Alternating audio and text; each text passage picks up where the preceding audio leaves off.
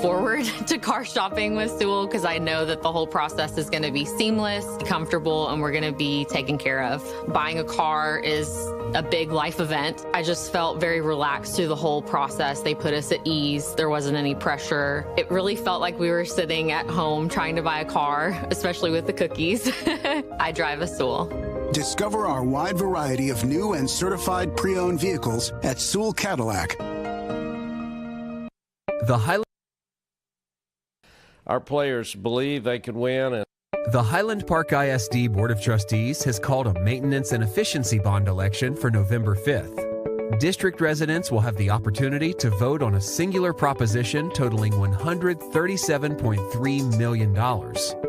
The proposed bond will not increase the tax rate and, if approved, would address failing and aging facility systems, immediate repairs, safety and security updates, and by funding capital maintenance items with bond proceeds, make more funds available to increase teacher salaries. Approval of the proposition would not increase the tax rate because Highland Park ISD regularly retires past debts and pays off some debts early. Plus, the district's tax base continues to grow. And if you're 65 or older, your Highland Park ISD taxes are frozen. Bond money is not subject to recapture. Early voting begins October 21st and lasts until November 1st. Election Day is Tuesday, November 5th. To learn more about this proposition and what the bond means for each campus, please visit our website. You can also connect with us on Instagram, X, Facebook, and YouTube.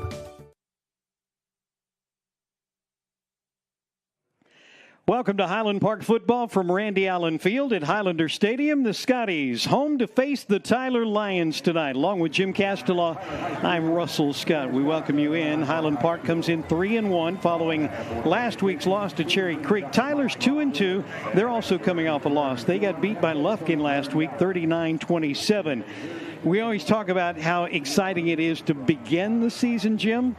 It's also kind of fun to start the district portion of your season, and that's what happens tonight. Well, yeah, I think the Scots are definitely, after last week, which was a little bit of a gut punch, they're ready to get back to where it really counts. And the Scots got a great foe tonight in Tyler. Tyler always has great speed and great athletic ability, and the Scots will get their best shot tonight. But I think that, like you said, everybody's ready to get to the part that counts, and this is it. District 7-5A opens tonight. The other games being played. 2-2 Burleson is at winless Cleburne tonight. Joshua 4-0 on the season, playing host to Midlothian tonight. Midlothian 3-1 in Red Oak. 2-2 has an idle week. I mentioned that loss to Cherry Creek. The final was 51-39. The Scots made a really valiant comeback effort, recovering 2 onside kicks, nearly a third onside kick recovered.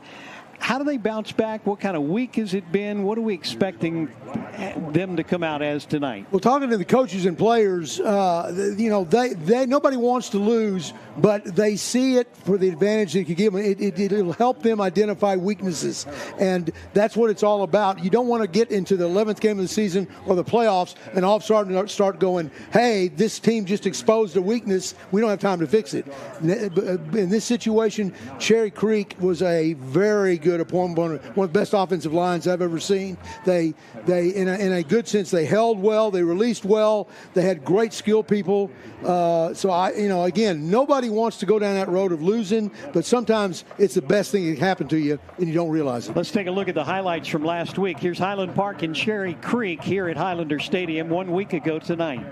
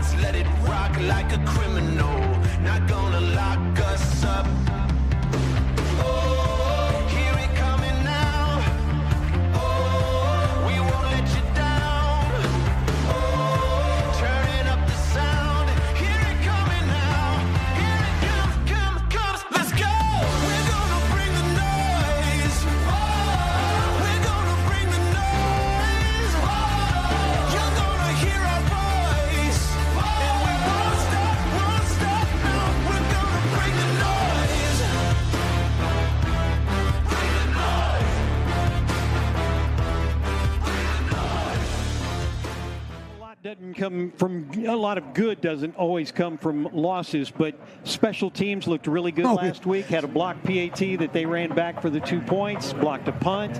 Special teams also with 2 onside kicks recovered. Right, and really a third could have been theirs, and if they get that third one and it was covered and squirted out like balls do a lot of times, but if the Scots get that, they're throwing for the end zone to win the game. And as much as I would have liked to have seen that, I think in the long run they're going to benefit more by what happened in the game. Caught up with Coach Allen this week to talk to him a little bit about that loss last week to Cherry Creek. Let's hear his comments. Our players believed they could win, and up to the very last play, they thought they were going to. And, you know, the spirit and the competitive greatness that our guys show is what makes our program special. And the idea that no matter what happens, the Scots are going to find a way. Have you ever had a team that got 2 onside kicks and almost a third in one game? No, I don't think I have. You know, the one against Manville is the biggest one I remember. But, you know, we've never had the opportunity to get 2 in a row. But we had to this time. We had the onside kick every time. So it's nice to know that our kicker, which Tiffany is one of the best I've ever seen at getting that special bounce right before he gets to that front line. One of your players after the game, and I was kind of impressed with all of the players after the game, said, we don't look at this as a loss, we look at it as a lesson. What kind of lessons do they learn in something like that? I think you learn that turnovers have a big part of any outcome of a game, and I think a quick start is important. We got 2 turnovers, and we couldn't turn them into points. They got 2 and turned them into touchdowns. Actually, they got 3, I guess. And, you know, field position was always a big part of it. Explosive runs, they had 21 runs over 10 yards. So they had a bunch of explosive plays. And we had some explosive plays, but as you mentioned, we just needed one more possession at the end of the game to have a chance. Well, district starts this week. What do you think about Tyler, and what have you seen from the Lions? Tyler always has athletic ability and speed, and they play hard, and they've got 2 or 3 skilled players that probably run on their sprint relay team, which usually goes to Austin, and they can go all the way any moment, any time. And they've got a quarterback that threw for 1,700 yards last year. That's a sophomore that can really run fast. And they got a tailback that's a sophomore that runs really well. So they're big in the offensive and defensive lines, and they know how to cover and play defense. So it's going to be a tough football game. What kind of week was it after that loss, getting ready for district? How are the guys responding? Well, they're responding like you'd expect them to. They know that this is the beginning of a new season, and they're excited about playing Tyler. And what I told them after the game is that champions don't get beat often, but when they do, they can't wait to get back on the field and make amends and set the record straight. So they're anxious to get back out on the field and show what kind of football team we have. There's head coach Randy Allen talking about this team being ready to get back out there on the field, and I think he is probably correct in that. Hey, the kids couldn't wait. You know, they think they can play much better than they did, and even though, you know, the Scots showed some promise, showed us some bunch of great things the other night, they think they are capable of much better. And you remember teams in the past that we've seen really benefited from that lone loss in this season. Youth is a big part of tonight's game. Youth at Highland Park, quarterback Buck Randall's just a sophomore. He's already gone over 1,000 yards passing, on his way, on track, we should say. Don't know that he's going to get there, but on track for 3,000 yards if he continues what he's been doing. Yeah, and he's been very impressive. You can really see the maturity starting to set in. Buck's moving in the pocket very well, learning to step up, get those defensive ends flying by him. He steps up, looks for the pass downfield, field, it's not there, he takes off and runs. And, when to do that and when not to is the mark of a great quarterback that's maturing, and he's getting there. There's some youth on the other side of the ball as well for the John Tyler Lions. They've got a sophomore starting at wide receiver. They've got a sophomore starting at running back. And their quarterback is a junior who started last year as a sophomore. Caden Granberry had 1,700 yards passing last year as a sophomore. Yeah, and the Highland Park coaches say that Granberry is the guy that makes it go. Not that he's going to be scoring all the touchdowns, but they say that he's a tough, hard-nosed competitor who really gets the Lions to buy into what he's trying to do, and he's the leader of this team undoubtedly. Let's get our player scouting report from Jackson McGinley, the safety, and tackle Grayson Davenport. And Grayson says the offense is going to be facing a three-man defensive front most of the time tonight. But at times, especially during two-back formations, they will switch to a four-down lineman front with a formation. We're expecting to play number 44. He's a little bit on the smaller side, but he's a quick guy. You got to expect a lot of explosiveness and speed around the edge. Hoping it goes great. And there's a lot of athletes on this defense. A lot of players that are quick, a lot of players that are explosive. We always have to be prepared for that. For you, is it a lot of just getting my feet back fast as I can to take on that speed rush? It all depends. If I think he's going to speed rush, I'm trying to get the edge by getting as far back as I can, but I can't let him get too far and leave my inside open. Right. So there's a lot of technique around there. So this week practice, I'm really focusing on my foot placement, and especially with a quicker guy, I need to make sure I have my sets correct. So, Jackson, over there on the defensive side, a lot of speed, I'm sure, from the receivers. What do you expect from the Tyler passing? Exactly right. It's a lot of speed, and that's really what we're worried about. We're going to shut off their big plays over top. What they want to throw the ball deep plays, and especially with number 4, we're going to shut them off completely. And I'm really not worried about it. I think we can them, and I think even though they're our play calling and our technique will overpower them. Anything you see out of the running game that we'll have to be concerned with for the front seven? I don't think they have. And their quarterback, he's pretty quick. We got to account for him in the running game too. But our defensive front, they're going to quick. Right. Anything, one or two things that Coach Leitner said to do to win this game? We need to shut down the run game, like you've been talking about. Last we let up a lot of run, big problem, and so we're going to shut down the run game, and then also at number 4, he's their best receiver. That's where they want to make the explosive plays. Great. And Grayson, anything that Coach Allen or Coach Wells has said from an offensive side that they really want to see? We want to be explosive. We want to put up 60 on this team. We're back for vengeance. We're hoping to take over on the offensive side of the ball this week. We want to run the ball down their throat, throwing the ball deep all over them, and we want to be dominant all over the field. Really show them who we are.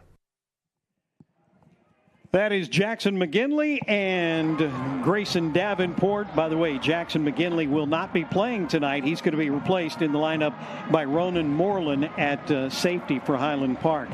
But both those young men, outstanding football players, and they seem like they've got a good handle on what to expect tonight from Tyler. They do. Every time I talk to the other Highland Park coaches, I say, if you ever wonder if the kids are absorbing what you're trying to get across, don't worry about it, because every time they talk to us, it's like I'm talking to you. They really soak it up, and that's what you love as a coach. You want kids that are coachable, and the Scots have always been that way.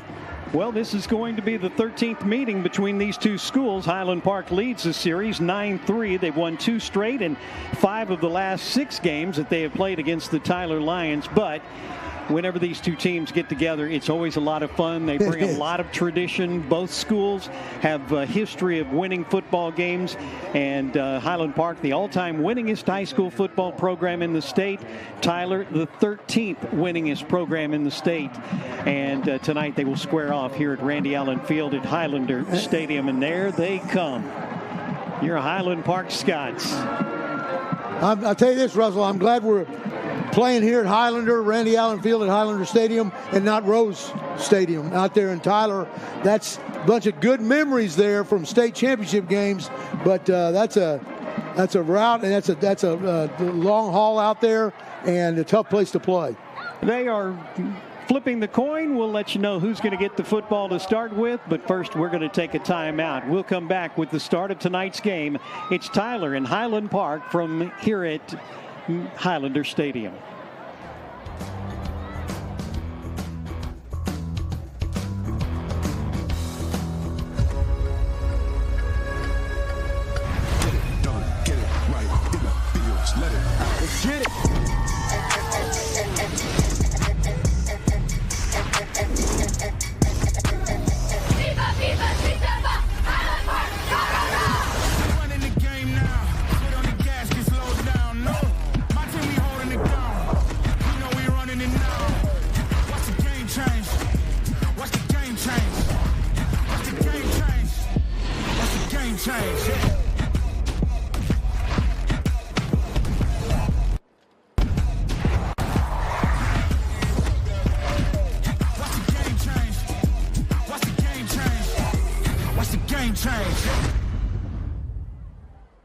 Highland Park Cheers 100 Years, brought to you by Ritual One.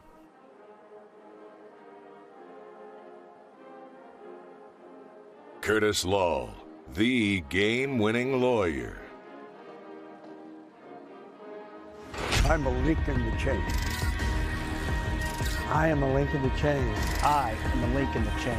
I'm a link in the chain. I'm a link in the chain. I'm a link in the chain. I'm a link in the chain. I am a link in the chain. I am a link in the chain. I'm a link in the chain. I'm a link in the chain. I'm a link in the chain.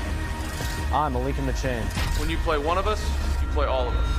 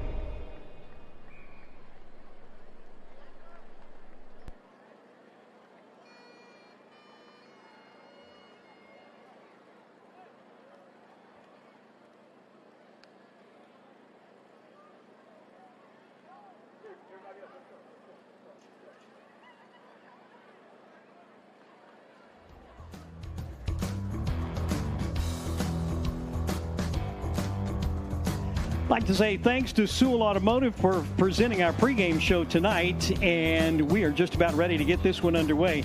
The coin toss goes to the Tyler Lions. They elected to defer. Highland Park will get the football, and we will see this Highland Park offense on the field. Benton Owens is one of those that is deep, and Dean Dullen is the other that is deep as well for Highland Park. They'll do the return chores. For Tyler, it's going to be Marvin Espinal who is kicking it off. It's going to be a very short kickoff, and the fair catch is going to be taken right there at the 25-yard line, and that's where Highland Park will start. Jackson Bond with the fair catch for Highland Park. Scots have scored on their opening drive in 2 of the 4 games that they have played, trying to make it 3 of 5 tonight against these Tyler Lions. Tyler has shown a 3-man front and a 4-man front, so Scott's going to have to be ready for either one of those. I imagine the way Coach Allen spreads his receivers out, you'll see more of a 3-4, and that's what we have to start the game. Sophomore quarterback Buck Randall takes the snap, turns, hands it off. Here's the sprint draw. This is James Lancaster. He's got lots of running room as he'll clear the 45 and take it to the 47-yard line, and a first down on the first play from scrimmage. And beautiful block by number 66, Stuart Alday. Here he comes. Kick out 13. Lancaster up the field in the secondary. And if you're a defensive back, you don't want to see James Lancaster coming at you with a head of steam. Jeremiah Taylor finally brought him down, but not before 22 yards picked up by Lancaster. Randall to throw. Trying to get it to Lancaster, who was slipping down into the flat out of the backfield, but he juggles it, drops it, and for the first time tonight, Highland Park faces a second down. Take a look at our starting lineup for Highland Park. Scots have that same starting offensive lineup there. Stuart Alday and Grayson Davenport are the tackles. Will Ogle and Gage Clark are the guards. Trip Townsend out over the football. He'll snap it back. And that's Lancaster in the backfield. And this is your quarterback, Buck Randall, who takes it on a quarterback keeper for only 1 yard. Benton Owens, Charlie Olmstead, Paxton Smith, and Brandon Lilly, your wide receivers tonight. The Christian Suing, thank you very much. And on the tackle there for Tyler. Again, you can see number 13, Suing, walked up in that three-man look, ready to blitz. Scott's on third down for the first time tonight. Quarterback's not going to get close to that. 2 yards on the pickup. Coming in to make the stop is Carter Crawford, the defensive end, sophomore. They got two sophomore defensive ends. They have a sophomore inside linebacker. Matthew White checks in now for Highland Park. This fourth down is brought to you by Forshee Law. Highland Park going to go for it on fourth down. Let's see if Buck Randall backs up and Pooch kicks it. There we go. Pooch is coming. He is going to step back and kick it. Nobody deep for Tyler. Not a bad kick. It's going to take it's going to go nowhere on the bounce. I was going to say take a Highland Park bounce, but it just went right down the line. And the 14-yard line is where the Lions will start from as they get the ball for the first time tonight. And Russell, we talked about the speed that Tyler has. 3, 4, 5, those are the numbers you need to be looking for if you're watching on TV. 3, Caden Granberry, the quarterback. 4, Harrelson, the wide receiver, who's got SEC offers. And 5, Kadarius McMiller, who also has Big 12 offers. He is the Tyler running back. Caden Granberry, quarterback. He's a 5'6", 140-pound junior quarterback, but he's got a year of experience. Threw for 1,700 yards, 19 touchdowns a year ago. Play action. Boy, what an arm he's got. Slings it out to Trey Quincy on a post pattern. He makes the catch, and it's a first down at the 39. Angus Wall steps in there to bring him down. And take a look at Tyler's offensive line. They are foot to foot inside. They're not going to let you penetrate or stunt, blitz. If you do, you're going to have to come from the outside. 25 yards on the first play from scrimmage for the Lions. Turn, hand it off. Running right up the middle is Ashton Arriaga. Won't get very far, maybe 3 yards before that wall of blue jerseys steps in there and brings him down. Amin Elamati was among those in on the tackle. Scott, it's intent on showing Tyler that we can play that push game as well. If there's a lot of people in there, Scots can force it back. Looks like Tyler's going to be able to push him forward, but not tonight. Highland Park being led on defense by Bo Jones. He comes in with 26 tackles on the season. Jack Morris also with 26 tackles. Anders Korn with 25. That linebacking crew is great. We'll take a look at the starters right after this play. Play action. Whoa. Throwing long and nearly run down out there by Ronan Moreland. It's an incomplete pass. Now let's take a look at that Highland Park starting defense for you. I gave you those linebackers just a moment ago. The one I did not mention is Jack Steed. The secondary is made up of Jonathan Boyanowski and Angus Wall on the corners. You've got Brady Ray and Ronan Moreland, who's getting the start tonight at safety. Daniel Turner, Hank Lee, Amin Elamati on that defensive line for the Scots. Saw Jack Morris putting pressure on Granbury on that previous play. 3rd down and 7. We've got a flag and a false start, maybe.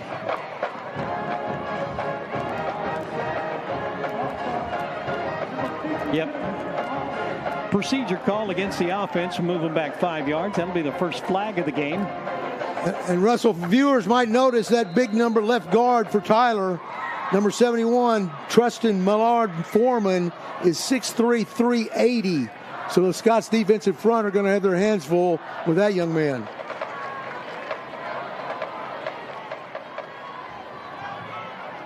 Caden Granbury, 617 yards passing so far this year, 6 touchdowns, 4 interceptions. Off of play action, he's in trouble, and he's going to get sacked. He's going to get taken down by Jack Morris, who will get the sack, and for Jack, that's going to be sack number 3 on the season. And that's good to see from Jack. He had a couple of plays last week where he had one hand trying to bring down the scrambling quarterback and just couldn't get it done. This time against the smaller quarterback, Granbury, Morris is able to show his strength and pull him down on his own. That's a 15-yard loss on the sack. Forces a 4th and forever. Punting situation, Marvin Espinal comes in to kick it away. The snaps have been high snap. He just did get it away. This is going to be a high end over end, but it takes a Tyler bounce. They'll back out of the way and let it bounce down near the 30-yard line. Highland Park almost got to that one. Well, and Russell, looking at film of Tyler, their punt is an adventure every time because the snap either goes high or it floats back there or both, and Tyler is prone to get them blocked if you're get a good jump on the ball. 47 yards on the punt. And about 20 of that was the roll after the hit. Absolutely. Highland Park's got the ball. They're going to take over. It's great weather for Friday Night Football tonight. Our weather forecast brought to you by Sammy's Barbecue. Highland Park on 1st and 10. Randall to throw. Rolls right. Throws incomplete. Trying to get it out there to Lilly. And Lilly. Incomplete pass. Lilly at the last minute, he pulls his hands back because he thinks the ball's going to another receiver behind him, but it was a little wide anyway. Not nearly as humid as it has been in weeks past. 84 degrees at kickoff time. And again, our weather forecast brought to you by Sammy's Barbecue. 2nd down and 10, Highland Park. 4 wide receivers. Randall, left side, incomplete. Little miscommunication between Benton Owens and Buck Randall. And you're going to see a lot of man coverage from Tyler. They believe they've got the athletic ability to do that. Frees up a lot of linebackers to blitz, so keep an eye on that. Scots are 0 for 1 on 3rd downs. This Lion defense is giving up 466 yards a game. That is last among all the District 7 5A teams. Highland Park in 3rd and long is converting at a rate of 25%. Here's that. Here we go. Sprint draw back to Lancaster, who's got the first down and then some. Look at him go. There we go. The left side, shakes a tackle at the 30. He'll make it down to the 24. Beautiful run. Finally, Jeremiah Taylor wrangles him, but the Scots move it into Tyler territory. And this is the same sprint draw, just the other direction. This time it's Grayson Davenport cleaning out the defensive end, giving Lancaster all the room in the world to run upfield. And that's 2 in a row now where the sprint draw has been extremely effective. 45 yards for James Lancaster on the run. Oh, wide open. Touchdown, Highland Park. Benton Owen. What a play right there. 24 yards. And the touchdown for Benton Owens. Well, obviously a mix-up in the Tyler secondary because Owens is a good receiver, but he shouldn't be that wide open, and he was tremendously open, and Buck Randall just lays the ball out there in front of him for an easy touchdown. Touchdown brought to you by Bob Lilly Promotions, and now our extra point for Brett Kennedy with Kensington Vanguard National title. Reese Tiffany steps into it. and splits the uprights. Reese now 6 of 7 on point afters as he came in and took over for the injured Sutton Stock 2 games ago. You see the replay of the touchdown. You see 2 defenders going over to the flat route, leaving Benton Owens open for an easy 6 points. For Buck Randall, that's touchdown throw number 11 this season.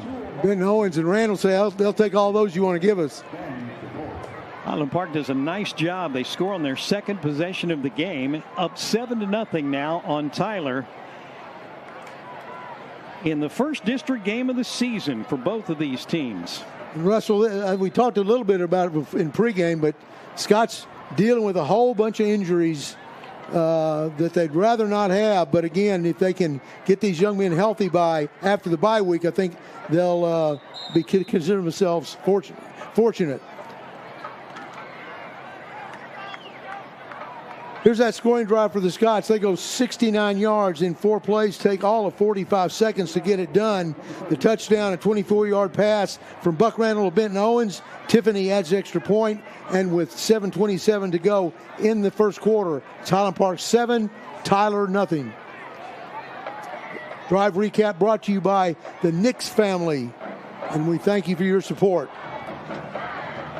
Reese Tiffany has it teed up. Our kickoff brought to you by Davidson Bogle Real Estate. You've got Nicholas Collins and Terrell Crawford back. Tyler, as the twin safety. After seeing those onside kicks last week, anticipating another one possibly.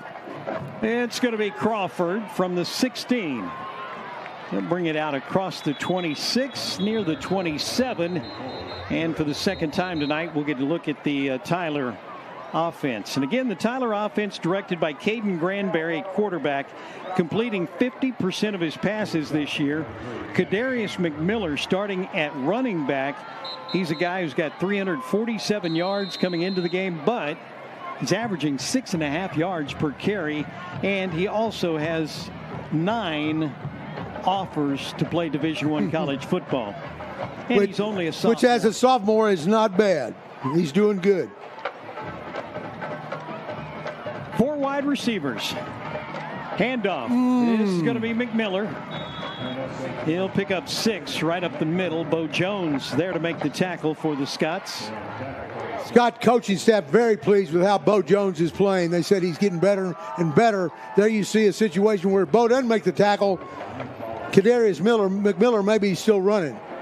But look at the difference in the size of the quarterback and the running back right there. Right. Quarterback is 5'6", the running back is 6'2". You can see that difference when they stand side by side. Oh, there's McMiller, and he gets met right at the line of scrimmage, 2 yards, and that's Jack Morris who stood in there and stood him up. Yeah, McMurray's there too. Was in there as well. Looks like we've got a Tyler Lyon down on the field. Offensive lineman. Our third member of our broadcast crew is here tonight, and down on the sideline, Jay Ellis. His report's brought to you by Macero in Inwood Village. And Jay, just give me your thoughts. Opening couple of drives for each team, a 7-0 Highland Park lead. Yeah, Russell, it's nice to see Highland Park gain yards on the ground and in the air. Buck Randall saw the breakdown in coverage and made a nice pass over there to Benton Owens. Lancaster doing a great job finding open field and getting extra yards, even when he's when he confronts those defenders in the secondary. Nice little cutback on that last one. So I was happy to see Highland Park gaining yards in the air and on the ground. The defense held early, and it looks like it's going to be pretty physical with Tyler wanting to try to establish a ground game up the middle. And like you said, Bo Jones and Morse have been tough there with their defensive line as well. That was DeCorian Hart, who is coming off of the field. Our injury report for Dr. Field Scoville. Let's hope he's going to be okay. Coming in to replace him will be Kalen Merrick, a freshman at right tackle now for Tyler. That big 55 is a freshman. 3rd and short right here. Highland Park is 9 for 9, and they will allow their first 3rd down conversion right there of 3rd and short. Well, there you see what Caden Granberry can do. He is quick as lightning, and everybody expecting to dive up the middle. He pulls that ball out, and he's around the corner before the Scots can react. 11-yard pickup for the first down. Tyler Lyons under the direction of Rashawn Woods. He's in his second season as head coach. 8-6.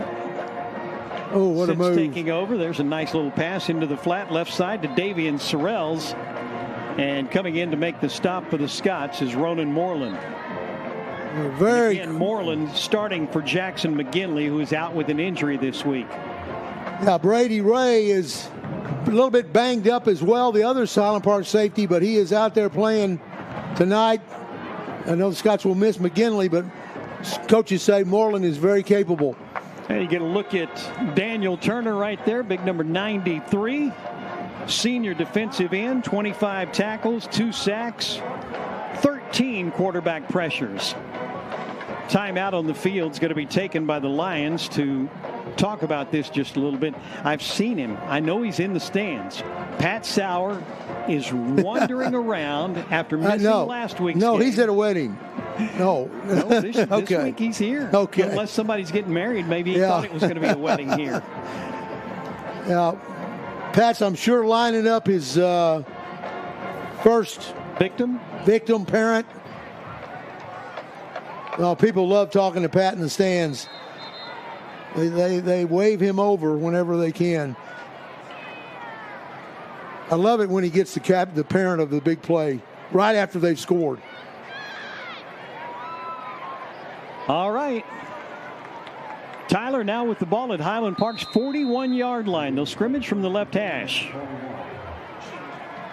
Each team with 3 first down. They'll set an H-back off to the right. They'll send a man in motion from left to right. They're going towards the wide side of the field. Pass out there is caught. This is going to be Trey Harrelson. And Harrelson will slide 1 tackle, but he won't get away from the rest of them. For the Scots, right there in the middle, you get the nose guard out there, Amin El-Amadi. And what does that tell you? On a bubble screen to the right, the guy out there making the play, he's got help from obviously a bunch of his buddies, but the guy on the bottom of the pile is Amin El-Amadi. Great hustle. 6'2", 220-pound senior who plays right over the center, and he's all the way out in the flat to make the tackle. Here's McMiller, handoff, looking for a place to go. He'll pick up 2 or 3 steps, and then he will get hammered and knocked backward. Among those in on the tackle is Bo Jones. Well, you get that Tyler beef up front and then a 6'2", 190, 195-pound running back moving forward at full speed, and it's a load for the Scott defense to turn the other direction. I'll tell you what, you also got a Hank Lee in there who was just pushing the entire pile towards Bo and helped make that tackle as well. It's like a lot of physicality out there. Scots may bring in the blitz. Looks like Korn and Jones coming. This is Collins in motion. Collins is going to throw it himself. He's got a receiver wide open. Caught. This is Sorrells, who's going to take it all the way down inside the 10. He'll get stopped at the 4-yard line, but the gadget play works for Tyler, and they've got a 1st and goal to go. Langdon McMurray was down there as well. Just a little bubble screen you see right out to the left, and then pull up and throw. Highland Park secondary loses Searles amongst everything else. And Searles does a nice job of getting down inside the 5-yard line. Origin Bank bringing you our replays tonight. Here's a handoff. McMiller's not going to get far. I think the ball's loose. I think Highland Park may have it. Scott signaling that they've got it. We still have not gotten a call from the official yet. The official says, nope, it is going to belong to McMiller, and Tyler will have it on his 2nd down situation and goal to go. And Russell, this is Amin El-Amadi making a great play again. Gets penetration. He's right over the center. Watch him. I'm sorry, he's over the guard here. He jumps in the backfield, makes first contact, and knocks the ball loose. 2nd down, goal to go. Was a loss of 1 on the play, so they'll scrimmage from right at the 5-yard line. H-back is McGee, number 32. Joe Young, that 285-pound center, out over the football, snaps it back. Handoff, not much running room. Yeah. This is going to be a loss on the play for Ashton Arriaga. No place to go. You had 1, 2, 3, at least 4 blue jerseys in there. Anders Korn was among them. And Daniel Turner takes his tackle all the way back in the backfield. You see him there, 52s on top of Turner. Turner's 2 yards deep in the backfield, stopping the dive back, turning him backwards, waiting for help. Scott defense trying to hold on a goal-to-go situation. It was first and goal to go from inside the 5-yard line. Now it's going to be third and goal to go with the ball at the 10. Excuse me, it is at the 8-yard line. This time they're going to throw it into the end zone. Pass is over the head of the receiver. And they're going to flag this and call it holding against the defense. And I believe they're going to call this. Trey Harrelson was the intended receiver. Yeah, it looked like they were both a lot of hand fighting going on, but both going for the ball.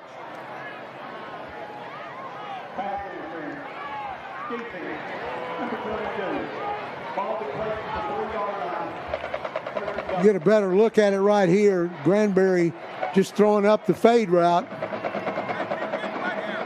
Looked like that was hand fighting both ways to me. It's Angus Wall who got the flag. That's going to give. First and goal to go now. Let's see if the Scott defense can hold out Tyler. Nevertheless, Granberry quarterback just to his right is Arriaga. Unbalanced to the left side. Got their H-back set to the left. Wide out right side is Collins. Oh, yeah. Handoff. No place to go. Korn. Wow. Now the question is going to be, does Tyler kick a field goal or do they go for it? I'm sorry. They reset. I forgot about that. Bo Jones on the tackle for the Scots. Anders Korn was in there as well. What you're looking for inside the 10-yard line defensively, no matter who's playing, is penetration. You want somebody slide through a gap, get in the backfield, cause problems right there, and Korn definitely did that. Thomas Cook checks into the game for Highland Park. There is a player down for the Scots. Is that El Amadi? It looks like the way he's sitting up that it's possibly a cramp. Now he's up. Yeah, he looked like a cramp.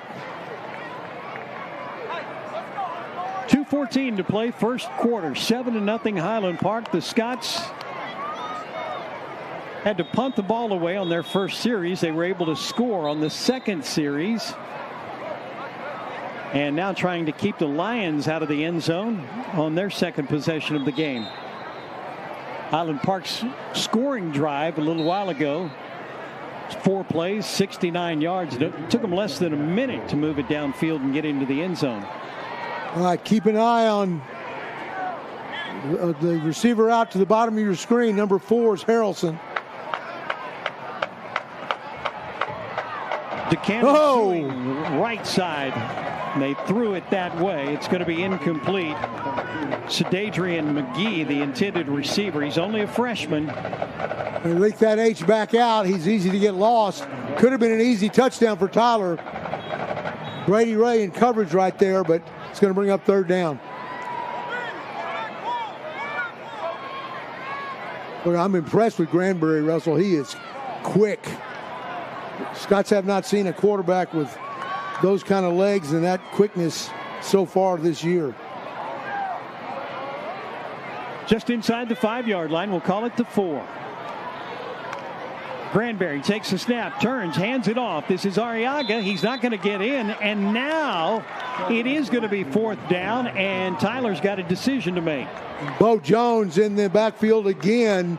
Watch the penetration right there with Daniel Turner. Bo Jones able to bring down Arriaga just inside the 5-yard line. Marvin Espinal comes on to kick the field goal. He's 2 for 2 on field goal attempts this year. He'll kick out of the hold of J.B. Williams. Once again, check the snap out. Tyler's had trouble with punt and field goal snaps. kicking from near the left hash mark, kicks up and on the way, and he'll drive it through. 21 yards on the field goal, and Tyler is on the board here in the first quarter, makes it 7-3. Highland Park still with the lead. But that's got to be seen as a victory for the Scott defense to get to let Tyler have a first and goal inside the 10, and they hold him to a field goal even after the penalty. I was going to say, not only do they hold him, but they hold him in essence twice because there was a penalty called in the end zone, gave him another first down. And so they went through, 8 plays? Yeah. 13 total plays on that drive, and they only get 3 plays on that entire drive that they moved it downfield. Like I say, I think that Coach Leidner is going to be happy with that. Not with giving up the trick play, but what they did after they set up shop inside the 10. Again, going back deep for the Scots, sophomore Dean Doolin, along with Benton Owens. Doolin had a couple of good returns. He's a tremendous athlete. If he gets in the open field, he can go to the house.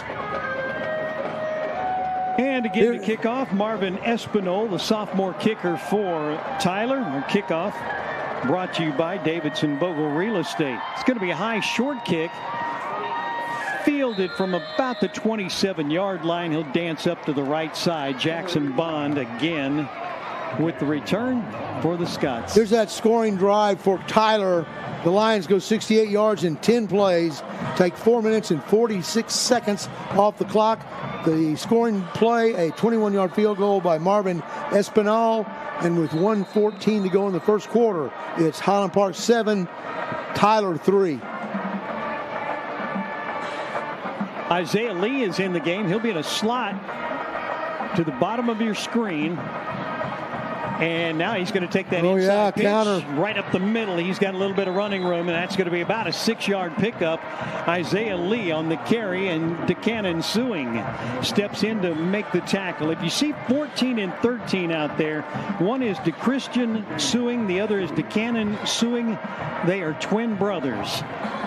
And if you notice, Russell, the 3 big plays so far have been misdirection plays. Coach Allen has taken advantage of how hard and how fast Tyler wants to flow one direction, then comes back the other way. Handed off to Isaiah Lee, trying to get around the corner, will turn and dive towards that pylon, but he's not going to get the first down. J.B. Williams will tackle him. Get a look at it right there again. Our replays for Origin Bank here in the first quarter. Again, Tyler is very skilled at getting off blocks and running laterally. Third down, Highland Park. Handed off. Oh! There's a first down for Lee. Isaiah Lee found a crease, goes up the middle to Christian Suing. Will finally tackle him, but not before Highland Park moves those chains. Watch Isaiah Lee. One of his best attributes is he gets his head down low, gets his shoulder pads low, and he just squirted through that hole, picked up yards where it looked like there was none. First quarter is in the books, and Highland Park leads 7-3. We'll have second quarter getting underway right after we take this timeout. Scots find a way. Scots find a way. Scots find a way. Scott, find a way. Seymour has sauced in at the 5. He's into the end zone. Touchdown. Scots find a way. Scots find a way. It's caught. He didn't get in. Highland Park is back-to-back state champion. Scots find a way. Scots find a way. We are Dallas-born, Dallas-based, and family-owned. We support the Highland Park Scots. Hello, Trouble. We've sparred once or twice before. Back in the days when you used to scare me. Now, I'm coming for you. Just to show you what I'm made of and who's in my corner. So go ahead. Tell me I can do it. Then watch me. Vista Bank. Power to the Scots. While it may be true that Scotties always find a way, everyone needs a great game plan. The Meredith Farrell Group provides a clear home field advantage when it comes to buying or selling houses in the Park Cities. From home sweet home to Highlander Stadium. Let's go Scots.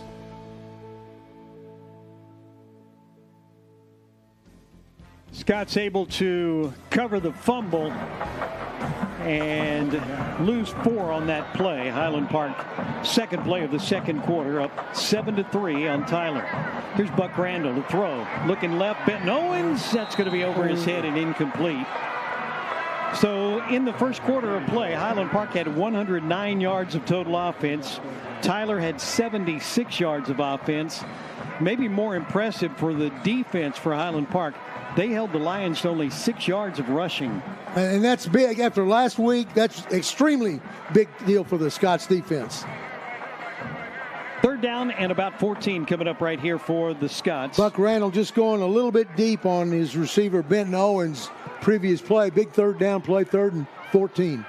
Highland Park on 3rd and long, 25% on the season. Wide open, nice. Lancaster caught it. He'll dance around one defender and pick up that first down around the 38. Buchanan suing will get in there and finally make the tackle. Nice move, though, by James Lancaster. And Buck Randall gets some pressure from the right side and left side closing. He knows where James Lancaster is going to be, though. Gets the ball out there. Lancaster picks up his second catch of the night. Move the chain, set it up as a first down from the 36-yard line. Left hash mark. Scots with 3 wide receivers, 2 running backs this time. That's Matthew White and Lancaster in there. Play action. Pass intended for Paxton Smith. That'll go incomplete. Just a little bit too much zip on the ball from Buck that time. Paxton Smith's due a breakout game. He's been kind of flying under the radar, doing everything he can to help his teammates, but I just know Paxton's going to break out for a 5 or 6 catch game at some point. Trip Townsend out over the football. He's the center for Highland Park. Snaps it back. Here's Randall. Throws on the run. He got a lot of pressure coming in from Suing that time, and maybe had to throw it a little bit sooner than he wanted to. It goes incomplete. And 3rd and 10 now for Highland Park. Suing doing a little spying on Buck Randall. When Buck sprints out hard left to right, Suing is eyeing him, and you'll see on this replay that Suing comes off the edge to get right in Buck Randall's face. Scots are 3 for 4 on 3rd down conversions tonight. They'll go empty set formation this time. And the pass going to be caught. I don't think he's going to get the first down, or did he? He's right at that first down marker. Paxton Smith on the catch, his first catch of the night. Look at this replay right here. Great bullet shot from Buck Randall, and good job by Paxton cradling that ball, keeping it off the turf. May have hurt his arm or knocked the breath out of him a little bit. He comes to the sideline. 4th and 1. 4th and 1. This 4th down brought to you by Forsey Law. Let's see what the Scots do right here. Here we go, handoff. This is Matthew White trying to bull his way up the middle. Did he get it? No, he lost a yard. Ball's going to go over on downs. Highland Park did not get the first down. But Tyler does just what we talked about Highland Park doing. They get penetration, and when you slide underneath right there, James Lancaster getting a block, but number 19 comes sliding through. That's Carter Crawford, the defensive end, and able to turn the ball over for Tyler. You look at their 2 sophomores up on that starting offensive line and 1 starting sophomore as a linebacker for Tyler. Here's a pass out into the flat right side. That's caught quickly up there to make the tackle for the Scots is Ronan Moreland, and Jack Steed was there as well. Collins on the catch. Tyler's going to go for 3 yards. Tyler's had a bunch of success up to this point, throwing those bubble screens, those little stop routes to get their skill players out in space, but the Scots react very well that last time out. Granberry sends a man in motion, turns, hands it off. This is Arriago, goes right up the middle. Not a lot of space. He'll pick up 3 yards. And there is a player down for Tyler. Take a look at this Odelay Tex-Mex replay. 52, I think they fall on the back of his legs right there. The Tyler running back hit his own guy, and we hope he's okay. Lee Wagner was in there on the tackle for the Scots. This injury timeout brought to you by Dr. Field Scoville. Well, number 52 has been the left tackle for Tyler. I can tell you, from an offensive lineman standpoint, that's one of the toughest things. You're blocking, and then a back. It's not because the back's trying to do it, but the back will get thrown in the back of your legs, and it'll just bend you over, and you get major knee problems because of it. We've got player interviews coming up at halftime. This week you'll hear from Jackson McGinley, the safety for the Scots, and also Grayson Davenport, the tackle on the offensive right side for Highland Park. Get their thoughts on last week's game and kind of where this program is and what they're hoping to do this season. You'll hear that coming up at the start of the halftime. You know what?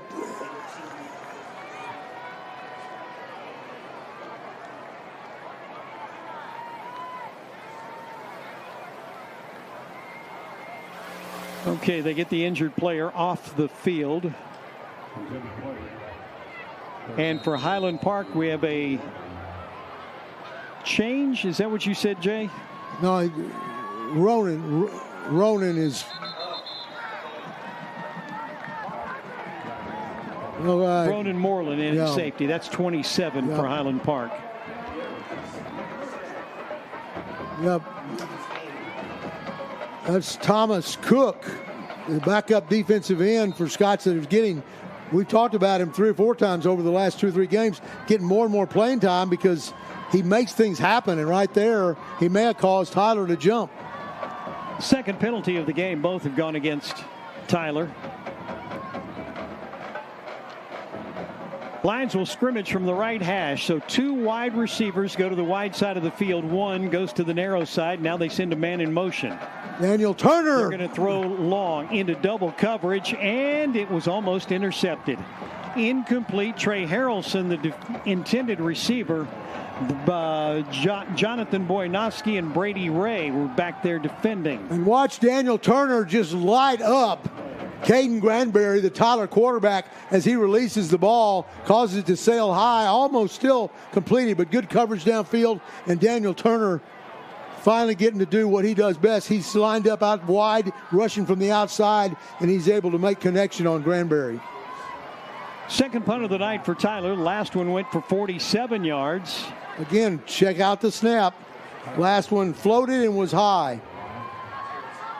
Wide receiver. Trey Harrelson on to punt this time. He's averaging 37 yards per punt this season. Highland Park coming after it. And this is shanked off the right side of his foot. It didn't clear the 50-yard line. It didn't. And one of the Highland Park coaches made a great catch on about the 45-yard line. And Scots are going to have great field position. Wow, that's trying to see where they spotted it. 41-yard line? About the 43, maybe? 43. You know, it's strange. Every time the Scots play Tyler, it seems that they have trouble. Really, they've got a great team. They got great skill people all around, but they have trouble in the kicking game a lot of times. First down, Highland Park. Let's see what the Scots do right here. There's James Lancaster. He'll pitch it back, and they'll pitch it back to Buck Randall, who throws, and it's going to go for a long incompletion. Scots pull out a gadget play, trying to make something happen. The pass was intended for Bo Lilly, and it's incomplete. Defending back there was Caleb Johnson. Well, that was a flea flicker, razzle dazzle in the backfield. The problem was Tyler penetrated. Instead of running laterally that time, they're deep in the backfield, and they rushed the throw from Randall to Lilly.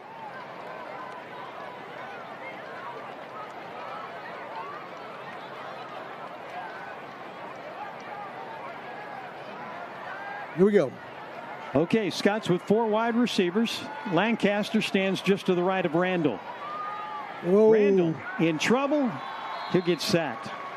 Scott's, and it's going to be about a 5-yard loss. Scott's trying to set up a screen right there.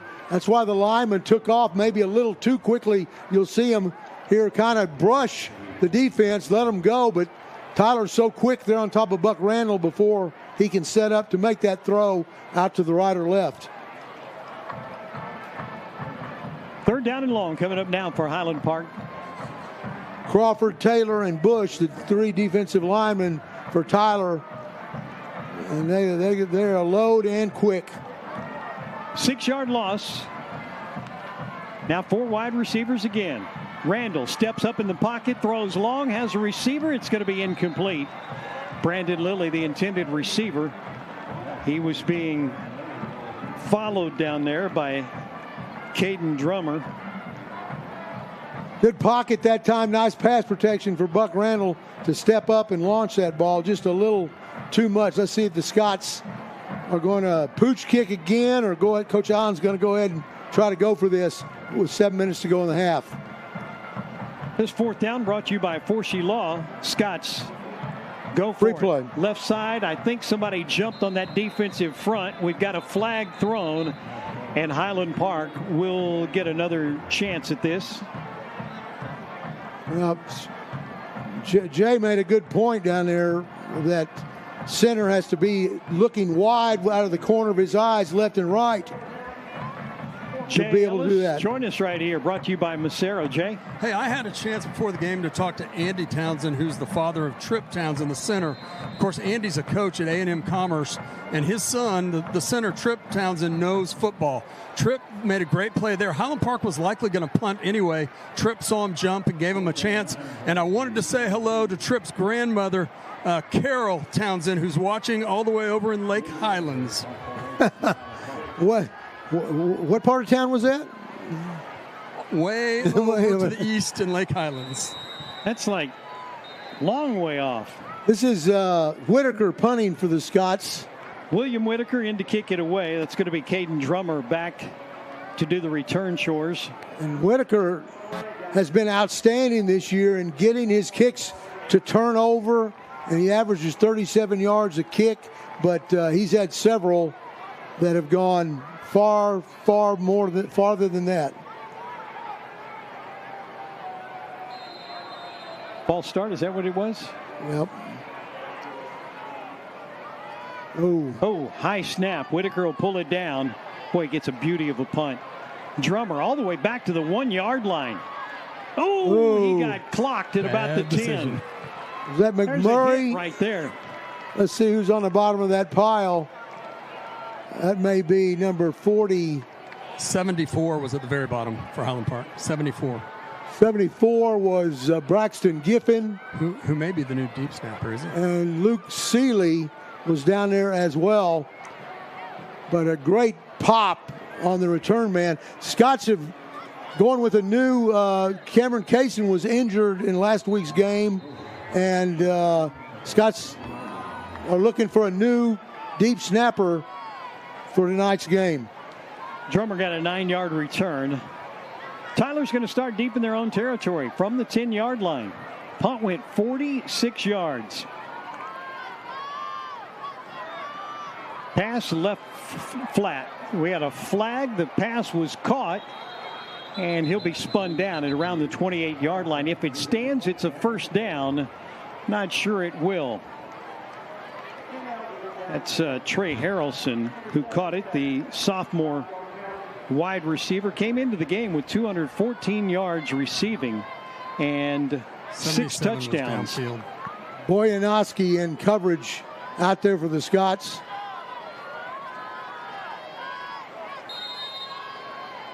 So is that a procedure penalty?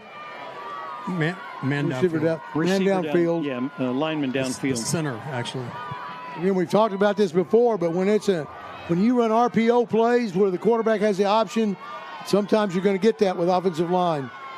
Highland Park brings up those 2 outside linebackers. Handoff in the backfield. No place to go. Kadarius McMiller bounced off 2 or 3 blue jerseys. Jack Steed, Thomas Cook will finally take him down.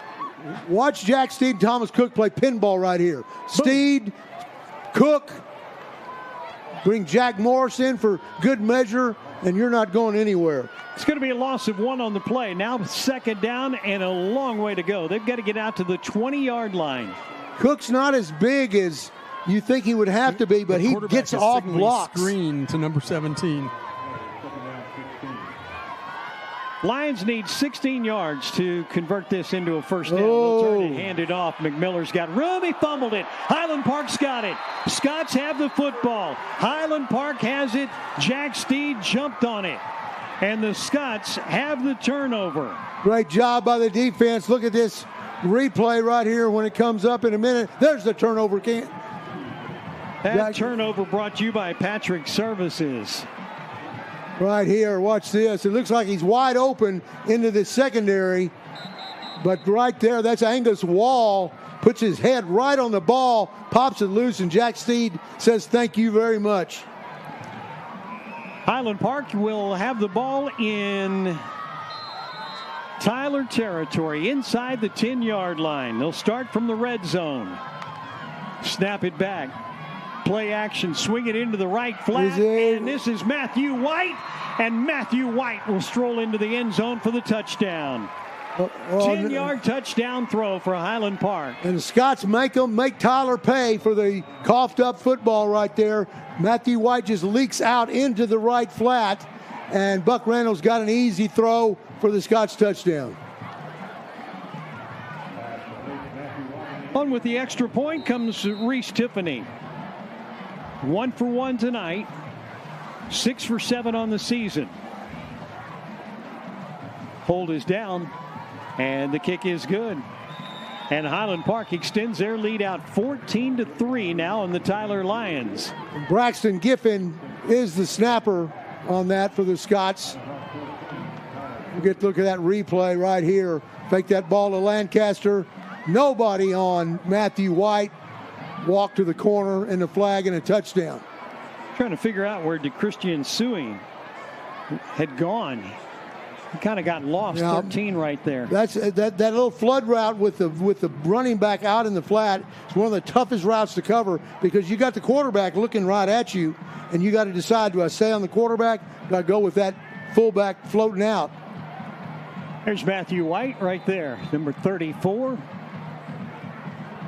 He got the touchdown, and for Matthew, that is his second touchdown of the season, his first receiving touchdown. Let's take a look at that drive recap. Here's the drive recap for the Scots. After the fumble recovery, they go 10 yards in one play, take 4 seconds off the clock. We may not be winning the time of possession battle. Anyway, after the fumble recovery, the scoring play, 10-yard pass from Randall to Matthew White. Tiffany adds the extra point, and with 6 minutes to go in the half, Highland Park 14, Tyler 3. Thank you to the Nix family for that scoring drive update. Nicholas Collins will field this from the 17-yard line. He'll get across the 20, maybe out to the 22, 23, but that's about all of it.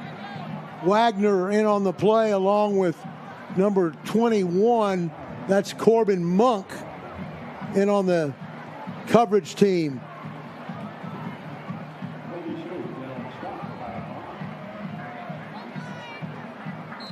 Only 6 yards on the return. Boynowski had a really fine hit on that. Look at that. There's a great look across downtown Dallas from Randy Allen Field, Highlander Stadium. And it is the start of the great State Fair of Texas this weekend. Can we see the Ferris wheel? What's that? Can we see the Ferris wheel? Cannot. We used to be able to see it. Somebody built a building in our way, I think. Here we go. Granberry tipped at the line of scrimmage. One of the defensive linemen got a hand on it. I think it was Thomas Cook. Got a hand on it. Deflected the pass. Again, slant was open right here, but look, Thomas Cook just has a feel. He's one of those kids that can get off blocks and has a feel of where he needs to be and when he needs to be there. And it's hard to explain, but it's just some kids have that. Jack Morris has that. A lot of the Scots on defense do. 2nd down and 10. And again, Granberry to throw. Rare's back, throws this, trying to get it down there to Harrelson. He caught it, didn't he? He did. No, he's on the ground. Incomplete. The official walks in there and waves his hands off. Angus Wall was defending on the play. And that's a great effort by Angus Wall. The receiver is over 6 feet tall, and Angus Wall is not. President of the student council, but he will fight you right there. Great job by Angus. 33 is in there at left corner for Highland Park. Is that Jack Sumner? Yep, Jack Sumner. Here's a pass across the middle, incomplete. Boy, nice defense that time by Brady Ray. Pass was intended for 0. That's Davian Sorrells. Was it 11? I thought it was 11. Keandre Powers? It was 0. Was it? It was Sorrells. Yeah, Brady Ray. Okay. And here's a punt again. Let's see if we get a little bit of a shank like we had last time. Highland Park. Oh, fake. Fake it. Taking it up the middle. He's not going to get to the first down marker. Coming in there to make the tackle for Highland Park is Jacob Meany. Jacob Meany, safety for the Scots, did not fall asleep. And Tyler rolls the dice. Look at it again, Ray. Yep, here comes he just sees an opening and says, I'm taking it. But good job by Meany stepping up and making that play.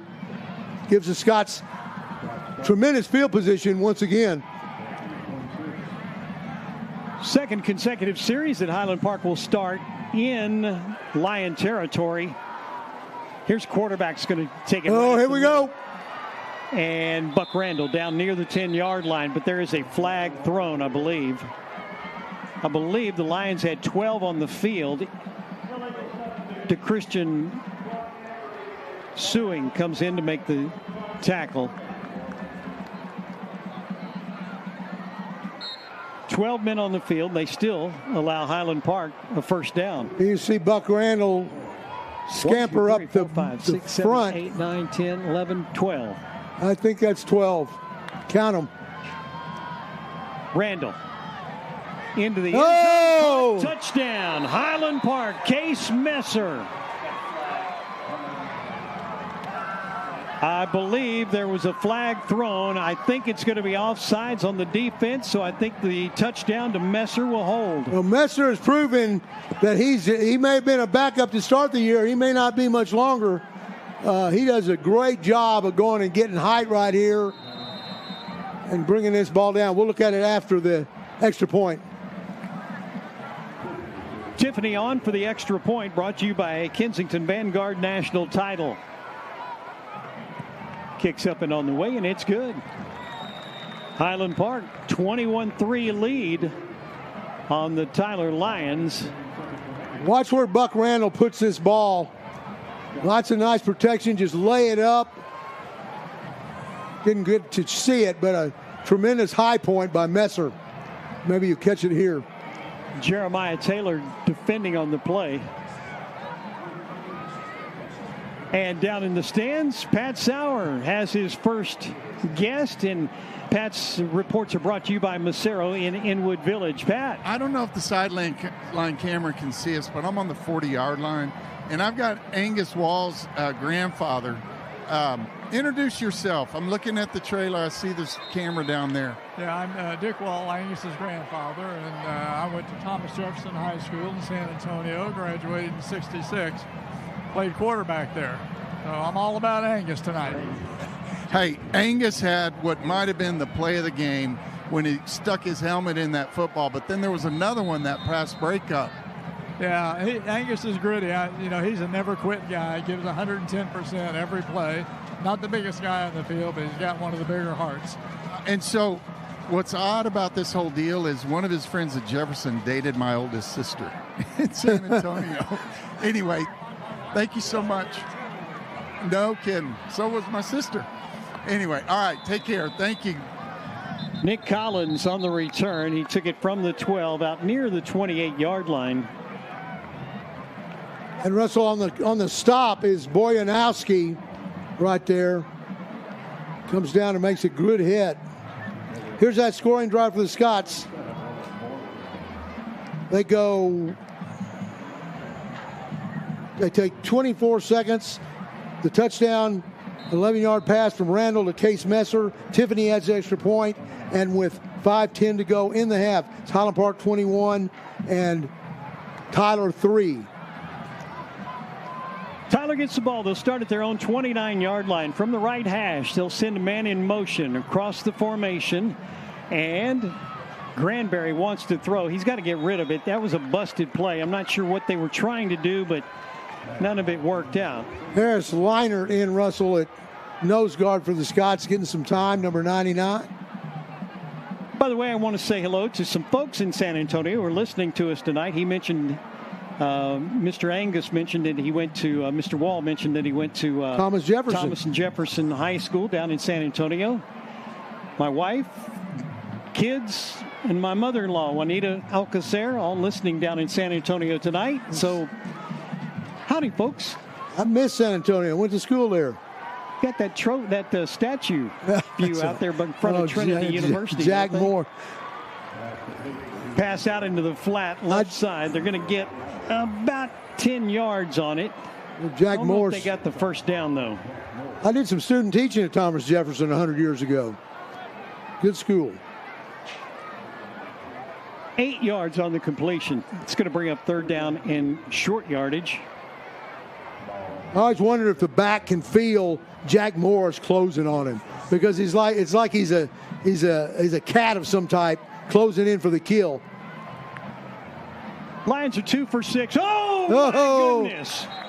Man, did Daniel Turner step in there and make a play for Highland Park's defense. Well, watch Daniel Turner here.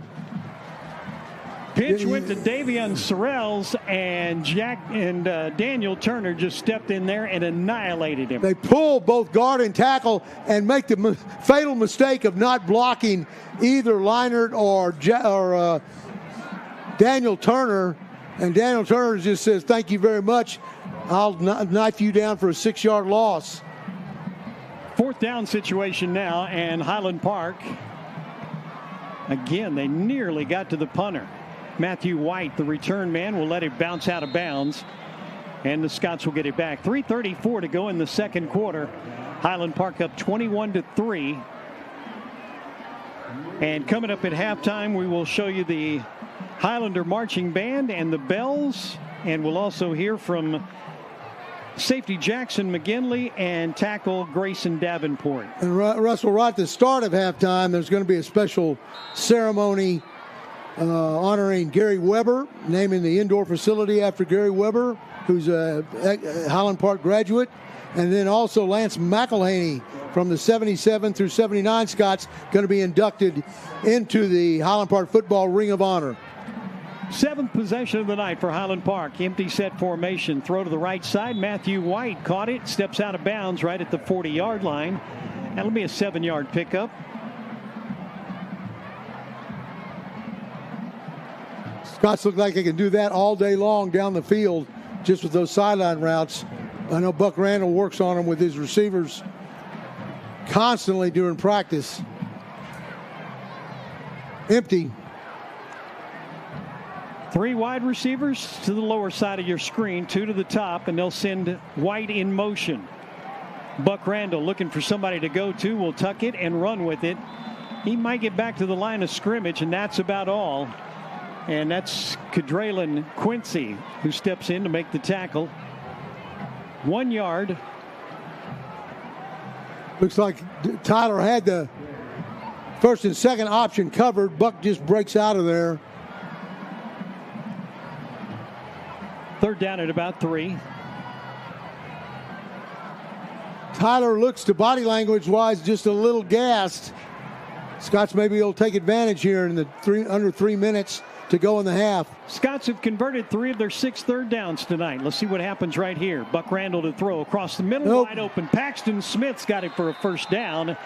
at the 41-yard line. He'll be taken down immediately. That's Braylon Ford on the tackle. But an 18-yard catch right there by Paxton Smith. Well, what we thought, you see him in the right slot, just dragging across the middle, and Buck Randall hits him right in the hole where he should. 2 catches for 26 yards. Randall again to throw. He's going to get out of the pocket, rolls to the right side, throws on the run. Oh! It'll be incomplete. Almost caught. That was Brandon Lilly down there who went up over Terrell Crawford, the safety. Buck Randall directing traffic right here. Wants to go to the left, not there. Come back, tell his receivers, go deep. Almost came up with a beautiful catch. Yep.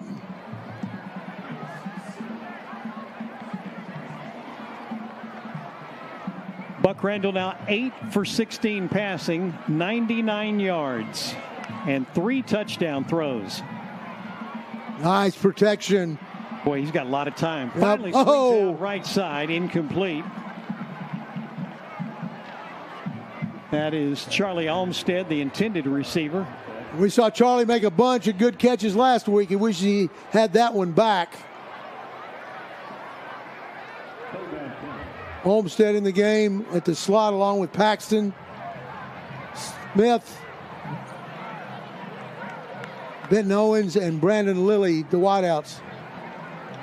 Here we go, 3rd down for Highland Park. Again, the play being signaled in.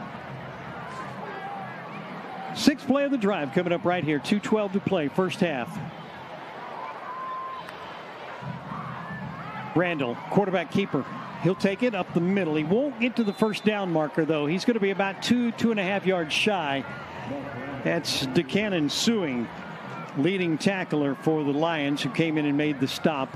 But a 5-yard run by the Scots quarterback. Good lead block there by Matthew White. Will Ogle downfield helping. It's a Lions team that's given up 31 points per game on average this season. Highland Park's already at 21.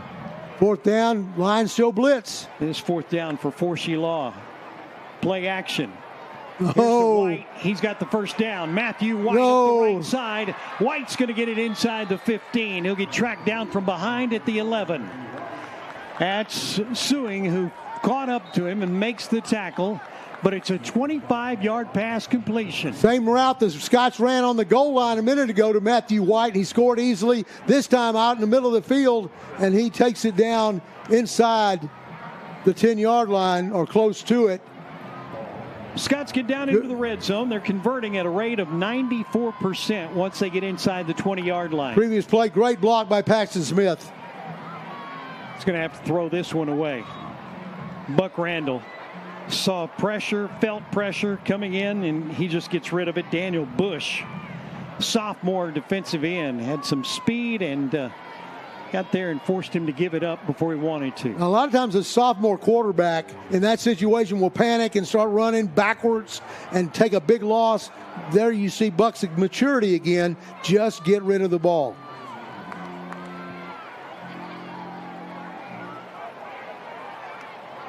We've got 1 minute to go here in the second quarter. Highland Park up 21-3. Oh, yeah. And there's Buck Randall. Kept it. He'll take it all the way down to the 1-yard line. Nice run there by Buck Randall. Caleb Johnson finally tracked him down. And 1st and goal to go from just outside the 1. Watch right guard Stephen Clark pull, get outside. Take the outside blocker to the sideline, give Buck Randall the crease to get inside to the 2. 35 seconds to go. Gage Clark with a beautiful block.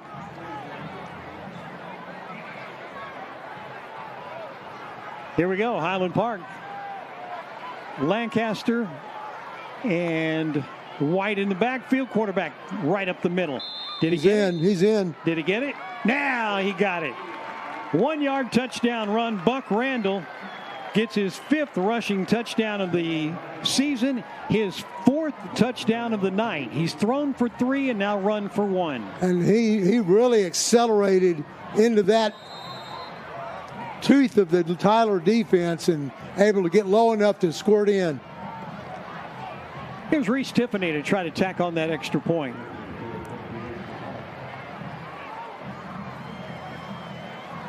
He'll step into this one. It is up and on the way, and it is good.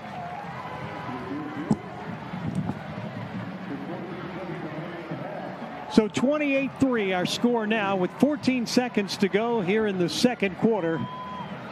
And our Odelay Tex-Mex replay right there of the touchdown run right up the middle. And I'll tell you what, Trip Townsend, Gage Clark, Will Ogle move enough of that defensive line to allow Randall to get into the end zone there. You see him right there, Buck, taking the helmet off, the sophomore quarterback for Highland Park. That drive recap, 10 plays, 67 yards, took 3 minutes and 27 seconds. 1 yard touchdown run. Tiffany added the extra point, and it is now 28-3 in favor of the Scots. I believe Jay Ellis has a special guest. We'll go to him right after this kickoff. Brought to you by Davidson Bogle Real Estate. Reese Tiffany to kick it off. Looks left, looks right, steps into the ball. High short kick, fielded at about the 16-yard line. They'll bring this one out to around the 27, 28-yard line. Scots do a nice job of getting down there and covering it. Corbin Monk among those on the tackle. Jay, you ready? Jay Ellis has a special guest down there. Let's go to him. Yeah, I've got Highland Park legend Lance McElhaney with me. Lance, other than your brother and your son, who were your favorite running backs to see play for Highland Park? Russ Walker. Did you pitch to Russ? Or did you hand it to him? Both. Yeah. Tell us about that read on 234. Well, I had the ability to have a great coach that. We ran an awesome offense, and 234 is just read the defensive end and hand it off or, kick it out. And Lance, what's it like to be here at Highlander Stadium tonight when we're going to honor you and all your success as a Highland Park Scot? It's been great. I come to these games. Highland Park's a special place, and I'm really honored to be part of this rather small team of Ring of Honor, but it's been a fun night so far. Hey, Lance, most of our fans know, but some of them may be too young, but you were also part of that Pony Express. Where was your most joy? Was it pitching the ball to Eric Dickerson, or was it handing it to those guys you were talking about, or was it getting the blocks from your buddies you grew up with here at Highland Park? All the above. The bottom line is we won a bunch of football games, and it was a really fun time at Highland Park to, run the offense we had, and then at SMU is, had a great 4 years there. So, and Lance McElhaney, I'm honored to get to interview you. Congratulations, and we're going to celebrate you now. I appreciate it, man. Thanks so much. That's Lance McElhaney. We'll be back with the presentation. Located between Lovers Lane and University Boulevard on Preston Road. Not Just Soccer is locally owned and has served the Highland Park community for youth sports equipment needs since 1989. Whether you're looking for soccer, football, basketball, baseball, volleyball, or lacrosse equipment, they carry it all, and they take pride with specialists in each sport, and in many circumstances, you'll be helped by a current Highland Park athlete. Go Scots!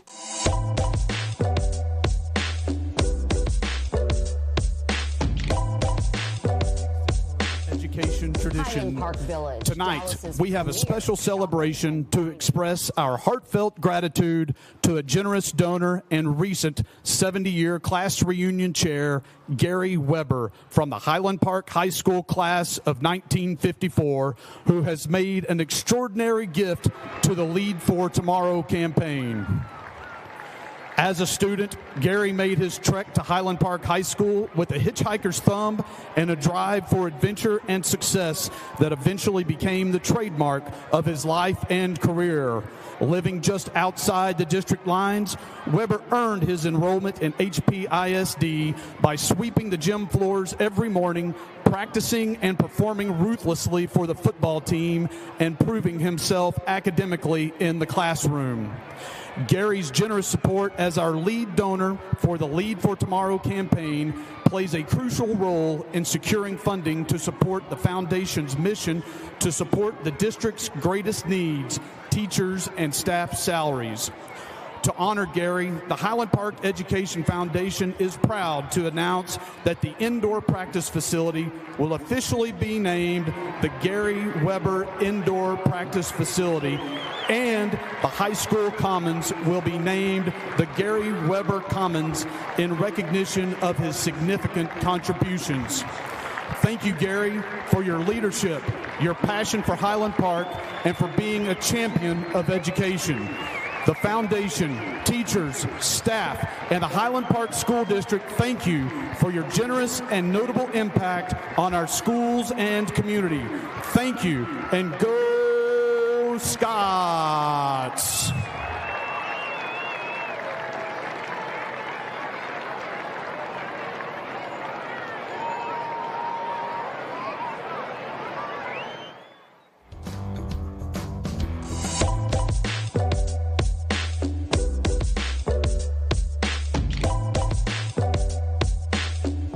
Highland Park Village, Dallas's premier shopping and dining destination. The best part about being a neighborhood bank is the neighborhood. It's the parks. It's the ball games. And it's the people we get to call neighbors. It's the friendly faces we see on the streets and in our lobby. Because at Benchmark, it's not about numbers. It's about neighbors. Our neighbors. Benchmark has your back. Benchmark Bank, family owned by Texans since 1964. Member.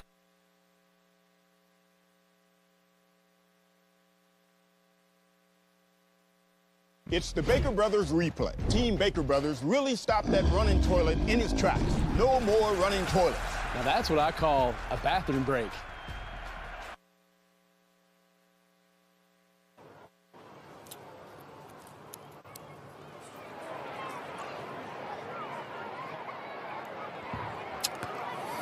At this time, it is our honor to recognize and welcome the newest member of the Highland Park Football Ring of Honor, Lance McElhaney.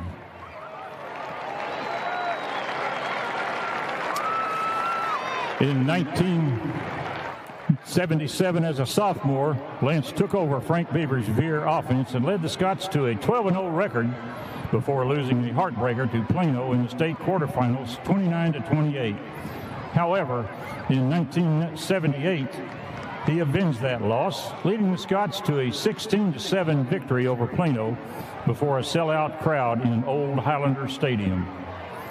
During his time at Highland Park, McElhaney was named All-District, All-Metro, Sophomore of the Year, Offensive Player of the Year twice, and following his senior season was named to Parade Magazine's All-American Team. Following graduation, Lance accepted a full scholarship to SMU. In 1980, in his first game as a freshman starting quarterback, McElhaney led the Mustangs into Austin and defeated the number 2 ranked Texas Longhorns 20-6. With that, the famed SMU Pony Express of Dickerson, James, and McElhaney was born. While at SMU, Lance was a 3-time All-Southwest Conference quarterback and guided the Mustangs to Southwest Conference championships in 1981 and 1982. His final record as a starting quarterback at SMU was 35 wins, 5 losses, and 1 tie. McElhaney was inducted into the Texas High School Football Hall of Fame in 1988 and the SMU Hall of Fame in 2013. He is joined on the field by his wife, Cindy, son Brooks, and his fiancee, Alexa White, daughter Kendall McClure, and her husband, Max, brother Lot McElhaney and his wife Dinah, along with sister Lori McElhaney, and a host of old friends and teammates. Folks, let's give a big round of applause to Highland Park Football Ring of Honor inductee Lance McElhaney.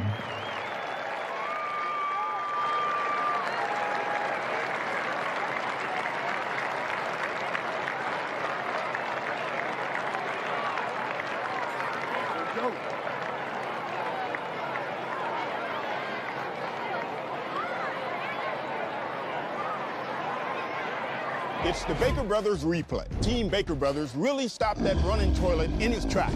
No more running toilets. Now that's what I call a bathroom break. Okay, Jimmy. Call now to get this month's great deal from Baker Brothers. I put a lot of mileage on my car, so I am practically at Sewell every 3 months. Every single time that I go, it's amazing. Everybody is welcoming, everybody is professional, everybody is kind. It's just like easy, fast, right to the point. You're in, you're out. Cannot imagine being with anybody else but Sewell. Their customer service is absolutely flawless. I drive a Sewell. Discover our wide variety of new and L-certified vehicles at our Dallas and Fort Worth Sewell Lexus locations. Hello, Trouble. We've sparred once or twice before. Back in the days when you used to scare me. Now, I'm coming for you. Just to show you what I'm made of and who's in my corner. So go ahead. Tell me I can do it. Then watch me. Vista Bank. Power to the Scots. Scots find a way. Scots find a way. Scots find a way. Scott, find a way. Summer has sauced it at the 5. He's into the end zone. Touchdown. Scots find a way.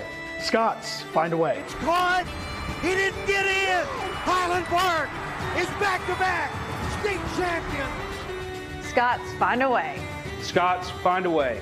We are Dallas-born, Dallas-based, and family-owned. We support the Highland Park Scots. Well, guys, last Friday night you take on a very tough and physical Cherry Creek team, and despite a tremendous comeback on y'all's part, you suffer your first loss of the season, 51-39. No team ever wants to lose, but in some instances, can you take positive things from a game like that? And Grayson, we'll start with you. Yes, sir. I believe you can. I mean, we won't see probably any teams as talented as Cherry Creek was until we're in the playoffs, and with a lot of unexperienced guys on the team, it's great to have experience like this, younger guys, and they're getting to compete, and the whole team in general is just getting to compete and get better. So when we get to the playoffs, we have confidence in ourselves to just go and keep winning. So all right. And did that have as far as the talent you were facing, you played in the playoffs last year, did it feel like you were playing a team that was a playoff quality team? I did. So Cherry Creek had a really good defensive line. They had 2 3-stars on their defensive line, the end on my side and the nose tackle. And they were both very good players, both very strong, very quick players. So it did feel very playoff caliber. We were having to fight hard in the trenches, but all in all, it's definitely getting us prepared. Great. And Jackson, how about from your point of view? What can the defense take out of a game like this on the positive side?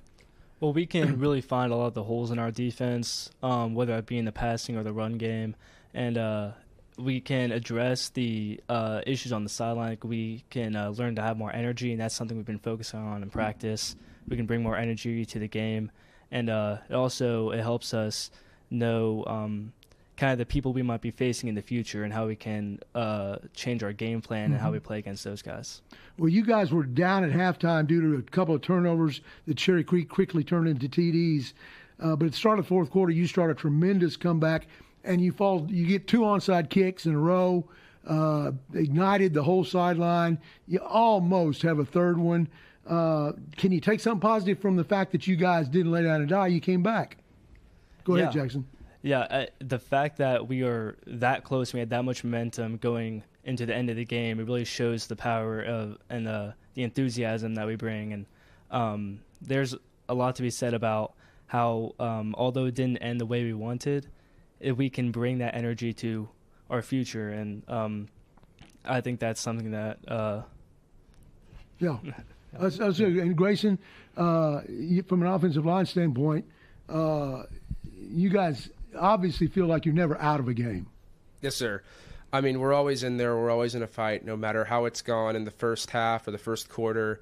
Everything we put behind us, we come back to the sidelines, we reset, and we're confident in ourselves. If someone gives up a pressure or a sack, everyone has each other's backs. We're always in the sidelines. We're going over each other's film live. In the press box, they can go over our plays and tell us what we're doing wrong and if we're reading backers incorrectly. So we're always improving, even during the games, and we're always confident in ourselves. So, and say Saturday morning, what was Coach Allen's message to the whole team? I mean, no one likes to lose. It's not fun, but we fought back at the end. We showed effort, we showed fight, we showed enthusiasm, all of our core values. We were really showing out on that field that last fourth quarter. And I believe that I really agree with what he was saying. I mean, he was showing we did all the core values. It's never fun to win, but we showed fight. So right, and you did, and that's something that almost all Highland Park teams have demonstrated over the years. I'm sure you guys are proud to be filling in just like the rest of them. Jackson, you had a great game, named by the coaches as one of the players of the game or one of the defensive backs of the game. You had, for Cherry Creek, 4 solo tackles, 3 assists, 1 pass broken up, and 1 fumble recovery. For the year, 13 solos, 6 assists, 3 passes broken up, and 1 TD. Tell us about how you guys on the back end, you and Brady Ray, Angus Wall, now Bojanowski, how you guys compete and help to make each other better each week. I think all the defensive backs are so close together. We spend so much time together. We're in film every day, and we have the best communication on the field. And I think that we have the strongest connection. That just makes us strong as a group together.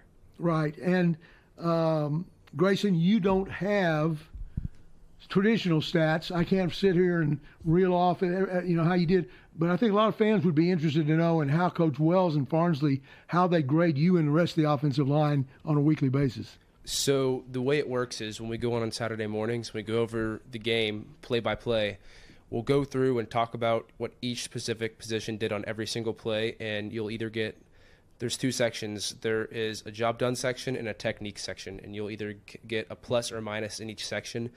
Then the job done technique, it's how you got your man, and did you whether get to the linebacker and block him, or did you pick up the correct man? And then in the technique column, it's was your footwork correct, was your hand placement perfect, stuff like that. And so not many people understand when you look at the stat sheet in the locker room what any of it means. Really only the offensive line does, but that's how we're graded. We kind of go over it as a group, and then we also keep track of a couple other things. We keep track of knockdowns, which is like pancakes, cut blocks, stuff like that, all the fun stuff. I bet y'all do that a lot. You keep track of that for sure. That's the fun part.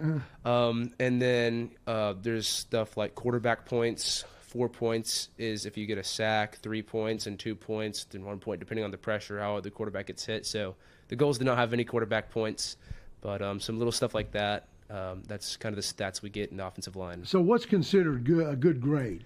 So the 90? Goal, 90 is a great grade. Okay. You don't see 90s very often, but when you do, that's a really good game.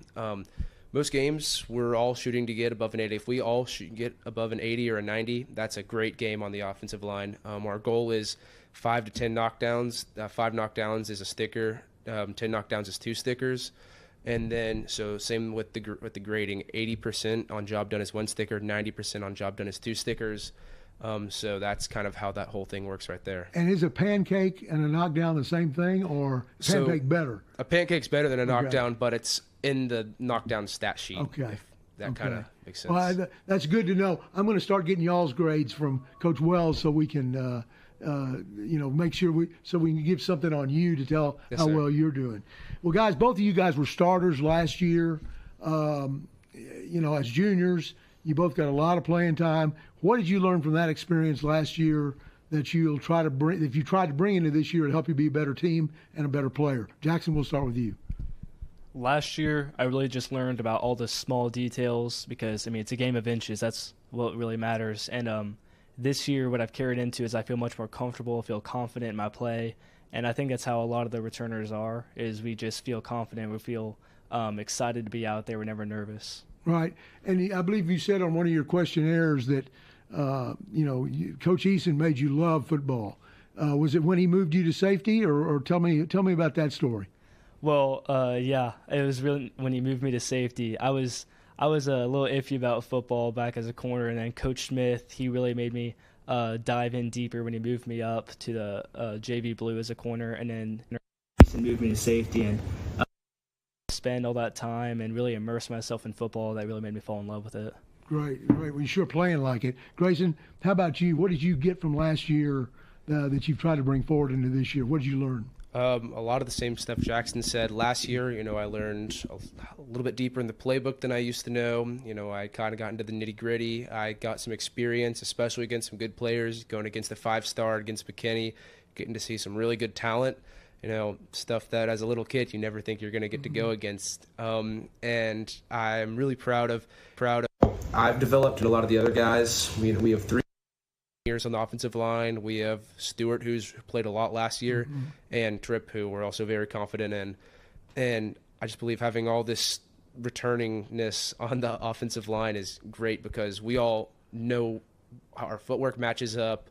And during games, if we're having twists, we have confidence in each other. We kind of have like a feeling of where we're going to be, and we're able to trade players off. And I feel like this kind of connection we have on the offensive line is really helping us out this year as we develop throughout the season. And I asked Coach Eason, how does Coach Wells and Coach Farnsley help you get there? I mean, Coach Wells and Coach Farnsley push us beyond our limits every single day. We're always, first ones in, last ones out. That's kind of what we say a lot. On Saturdays, we'll come an hour before everybody else, and there's days where we're there until an hour after everybody else. It's kind of, they're pushing us hard, but we my passion for the game like nothing else. I love football. When I was in middle school, my freshman year, the offensive line coaches moved me up to JV Gold past freshman football, and after that I just worked with the scout team. So I've been through varsity practice all 4 years of my high school career, and just being able to be around it, see these older guys motivated me and grew. Now I kind of get to make my own story. Right. Well, guys, you've done a great job so far this year. You got a tough game last week, but I know you're super excited to start district play, to get a fresh start like Coach Allen told. And we wish you the best of luck as you go out there and start district play, and let's get off to a good 1-0 start. Thanks for being with us. Jackson? Thank you. Thank you. Thank you. I put a lot of mileage on my car. So I am practically at Sewell every 3 months. Every single time that I go, it's amazing. Everybody is welcoming, everybody is professional, everybody is kind. It's just like easy, fast, right to the point. You're in, you're out. Cannot imagine being with anybody else but Sewell. Their customer service is absolutely flawless. I drive a Sewell. Discover our wide variety of new and L-certified vehicles at our Dallas and Fort Worth Sewell Lexus locations. Community, tradition, and legacy. Growing up in the Park Cities, I learned early on the value of hard work and exceeding expectations. With over 2 decades in the luxury real estate realm, I strive to deliver unparalleled service and exceptional results to every client, transforming their visions into reality. My experience navigating various economic cycles has given me a unique historical perspective, enabling me to provide sound advice on past and future market shifts. So whether you're buying or selling your home, I pledge to work with you to formulate the best solutions for today's real estate market. Christopher McGuire. Experience, service, results. The best part about being a neighborhood bank is the neighborhood. It's the parks. It's the ball games. And it's the people we get to call neighbors. It's the friendly faces we see on the streets and in our lobby. Because at Benchmark, it's not about numbers. It's about neighbors. Our neighbors. Benchmark has your back. Benchmark Bank, family owned by Texans since 1964. Member FDIC, Equal Housing Lender. Scots find a way. Scots find a way. Scots find a way. Scott, find a way. Receiver has sauced it at the 5. He's into the end zone. Touchdown. Scots find a way. Scots find a way. It's caught. He didn't get in. Highland Park is back-to-back state champions. Scots find a way. Scots find a way. We are Dallas-born, Dallas-based, and family-owned. We support the Highland Park Scots. It's the Baker Brothers replay. Team Baker Brothers really stopped that running toilet in its tracks. No more running toilets. Now that's what I call a bathroom break. Okay, Jimmy. Call now to get this month's great deal from Baker Brothers. Conveniently located between Lovers Lane and University Boulevard on Preston Road. Not Just Soccer is locally owned and has served the Highland Park community for youth sports equipment needs since 1989. Whether you're looking for soccer, football, basketball, baseball, volleyball, or lacrosse equipment, they carry it all, and they take pride with specialists in each sport, and in many circumstances, you'll be helped by a current Highland Park athlete. Go Scots! While it may be true that Scotties always find a way, everyone needs a great game plan. The Meredith Farrell Group provides a clear home field advantage when it comes to buying or selling houses in the Park Cities. From home sweet home to Highlander Stadium. Let's go Scots.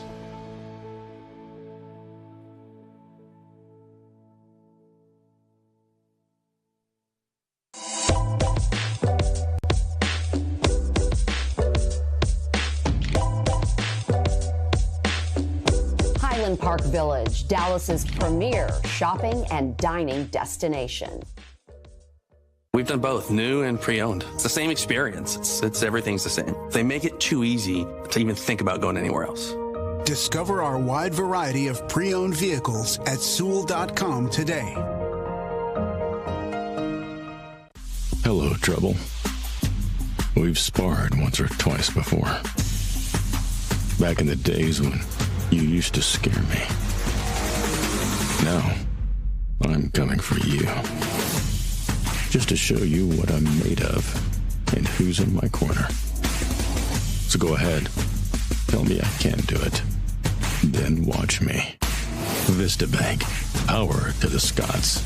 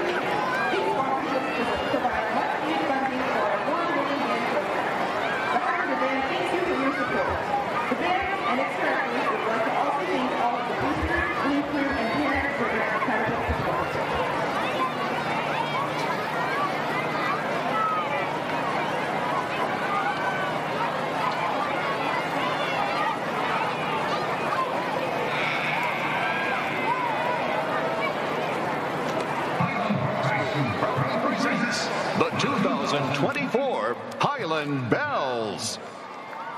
Lieutenants from left to right are Bridget Brown, Alexandra Wright, Kate Margolin, Catherine Ditchman, and Mary Matheson.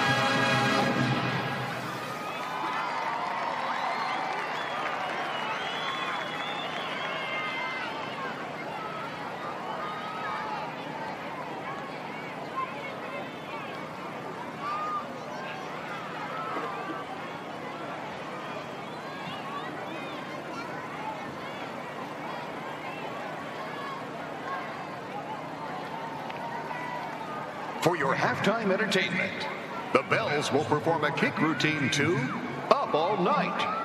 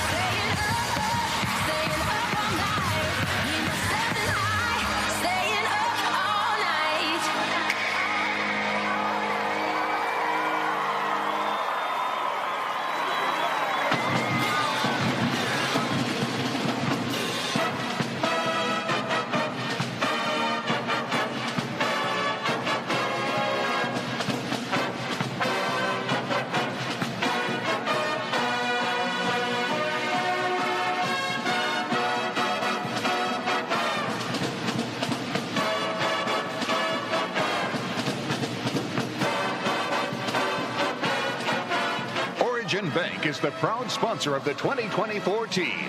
The Highland Bells are under the direction of Mrs. Shannon Phillips. Associate Director is Mrs. Emily Sanchez. And Assistant Director is Mrs. Berkeley Slover.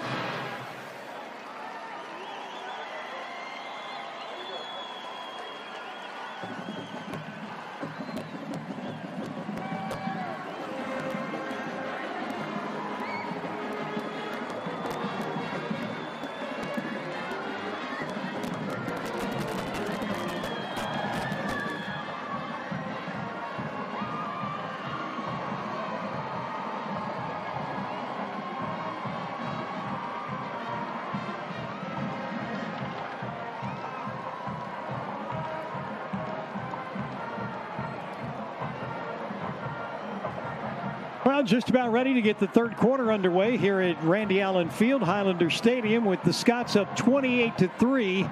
4 touchdowns in that first half, all directed by quarterback Buck Randall. Let's take a look at the highlights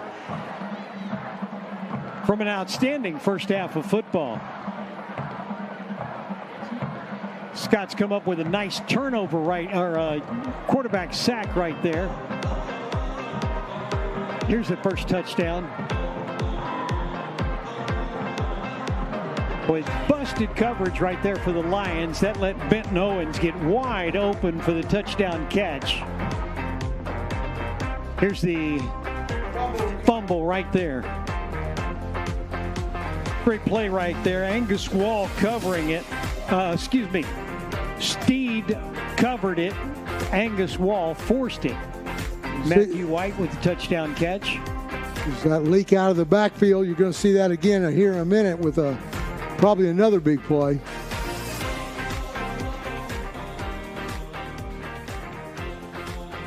Case Messer with the fade route to the corner on the free play.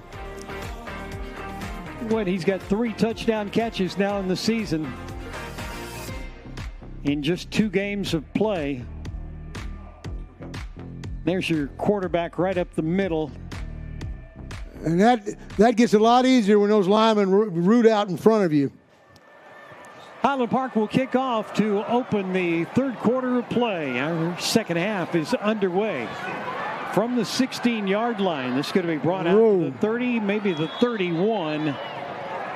And that's where the Lions defense will start. Davidson Bogle Real Estate brings you the kickoff. Look at those first half stats.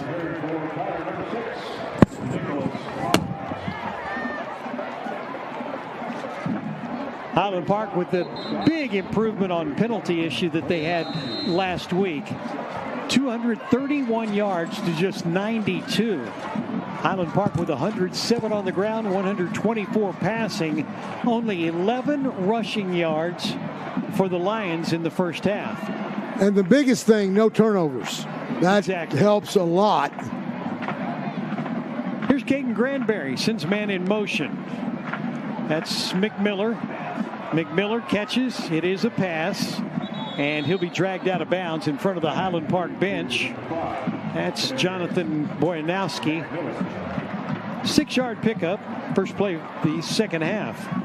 That little reverse bubble screen is tough to cover because you get everything going across the field and then come right back. You see number 6 doing that right there, and Boyanowski does a tremendous job of holding outside leverage, making a play. You've got 3 wide receivers to the lower side of your screen. That's the short side of the field. 1 wide receiver goes to the far right side. That's Trey Kinsey. No place to go. And that's going to be a loss. They only had 11 rushing yards in the first half. They lost 2 right there. It takes them down to a net 9 rushing yards. Turner, Hank Lee, Thomas Cook, along with backers Jack Morris and Bo Jones. They stuff up that hole. There's nowhere to go. Lions only 2 for 7 converting third downs. They've got a ways to go right here. Third down and about 6.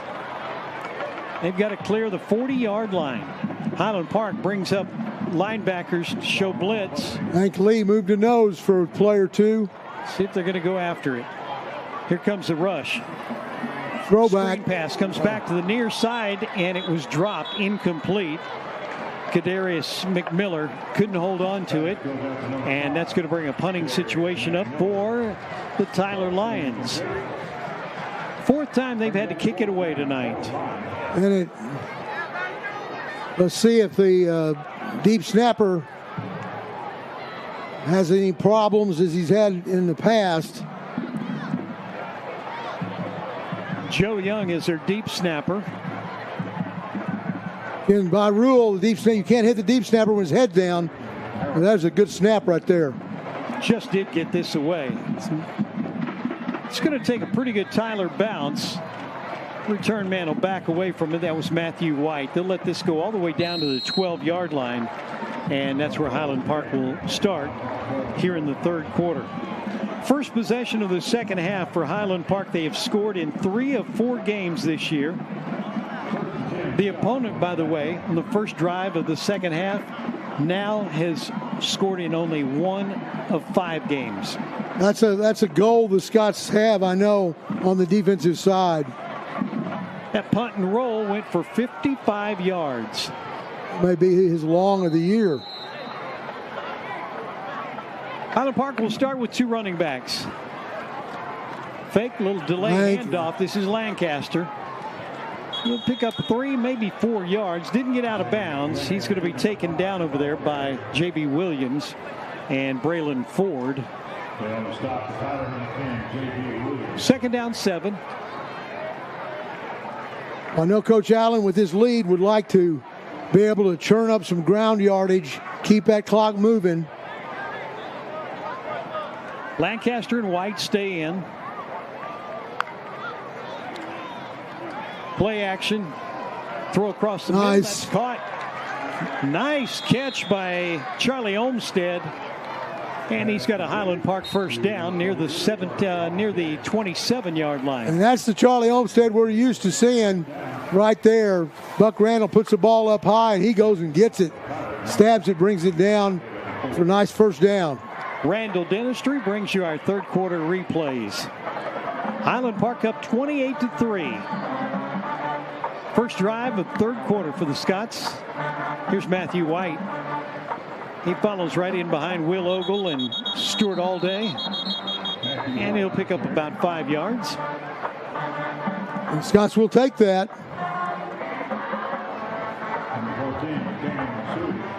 Scots came into the game averaging 122 yards on the ground per game. They're at 115 already. You know, Tyler's last game against Lufkin, defensive lineman James Collier, number 62, was very active all over the field. Has not played tonight. Might be a hurt situation. That's Olmstead in motion. Here's the sprint draw coming back to the near side. Not a lot there. Maybe a 2-yard pickup. Defense steps in there, and Lancaster gets taken down right at the 35. And we'll see the leakage right here. Number outside backer, number 14, I believe. Carry ensuing. Scots are 4 for 8 converting third downs. They need the 38-yard line. They've got to get about 3.5 yards. A single coverage out to the top of your screen. It's Olmstead in motion again. There's the pass out into the flat left side. Oh, nice. That's Matthew White. Excuse me, that's Olmstead who made the catch. Braylon Ford who took him out of bounds. 2 great plays by Charlie Olmstead. Good sprint out. James Lancaster giving Buck Randall the time he needs to make that throw. Just getting enough of a chip on the defensive end to keep him out of the play. 14 first downs now for Highland Park. Scots came into the game averaging a little over 22 first downs per contest. Here we go again, sprint draw. Handed off to Charlie White. He gets his feet taken out from under him by Suing. That's been a great play so far this year, but Scots lose 1 or so there. Brings up third and about 11. Matthew White second and about 11. Highland Park. Pardon me, second 11.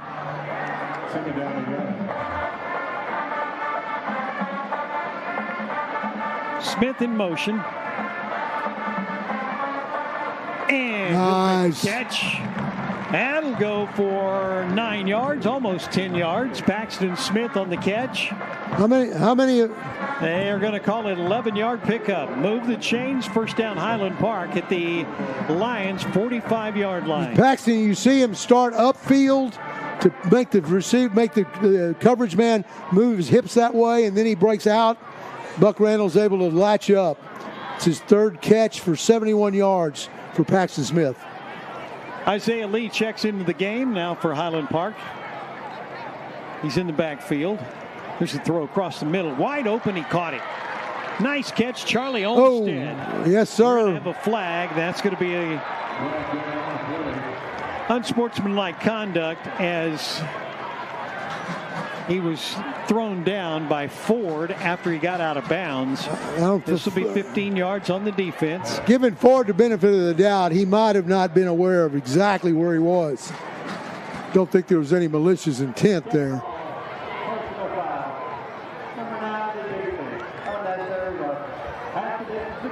But you don't do that right in front of two officials. Nice protection again. Olmstead's doing a nice job. Came into the game with 3 catches for 29 yards. And tonight, he's already got 3 catches, doesn't he? Get those stats for you in just a second. Here we go, Highland Park on a 1st and goal to go inside the 10-yard line. Buck Randall looking for somebody to throw to, has to just get rid of this one. And it's incomplete. I believe Pat Sauer has a guest down there. Pat, take it away. 5-yard line up high in the stadium. And I've got Summer Olmstead, and I just have a question. Say hello to everybody. Hello. Hey, Scots fans, I got a question for Summer. Did you call Charlie at halftime and tell him to just get busy out there? No, but I'm very excited. He's doing a great job having a big half here. Thank you. How many catches there? Here we go. Buck Randall's going to keep it. Randall. Well, he'll pick up maybe a yard. There's not a whole lot of running room. J.B. Williams makes first contact. And now 3rd down, goal to go. Tyler's doing a adequate job of stopping up the middle gaps, giving Buck Randall a few places to pick from there on that quarterback keeper. By the way, Pat's report's brought to you by Macero in Inwood Village. 3rd and goal.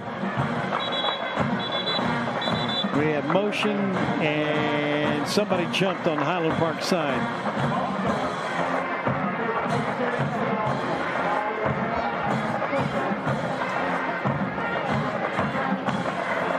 Third penalty against the Scots tonight for 14 yards. Anytime you can get midway 3rd quarter and have 15 or less yards in penalties, pretty good. Olmstead and Owens will line up wide to the left side, and that's going to be Paxton Smith and Brandon Lilly wide out right. 11th play of the drive coming up right here. They've gone 75 yards so far. Lancaster motions out of the backfield, leaves an empty set. Buck Randall into the end zone. That's going to be over the head of Benton Owens. Incomplete. And 4th down now for Highland Park. This looks like Coach Allen maybe wanting a timeout to discuss it. No, here comes the field goal team. They're going to bring Reese Tiffany in to try the extra point. Field goal. He's got the field goal. This will be a 30-yard field goal. Into snap is Braxton Griffin. Anderson. 30-yard field goal attempt from the middle of the field. Anderson Jackson holding. Oh, it's blocked. That got blocked. And this is returnable. Here we go. He's going to bring it out. Highland Park is there to drop him. He would have been obviously stay in the end zone. Stay in the end zone and get the touchback. Let's get a look at this. See if it's just an incredible speed. I don't know if you can see it from that angle. Right there, the Tyler return man, number 9, Braylon Ford, would have been much better off staying in the end zone. I think that was Caleb Johnson. Was it? Okay.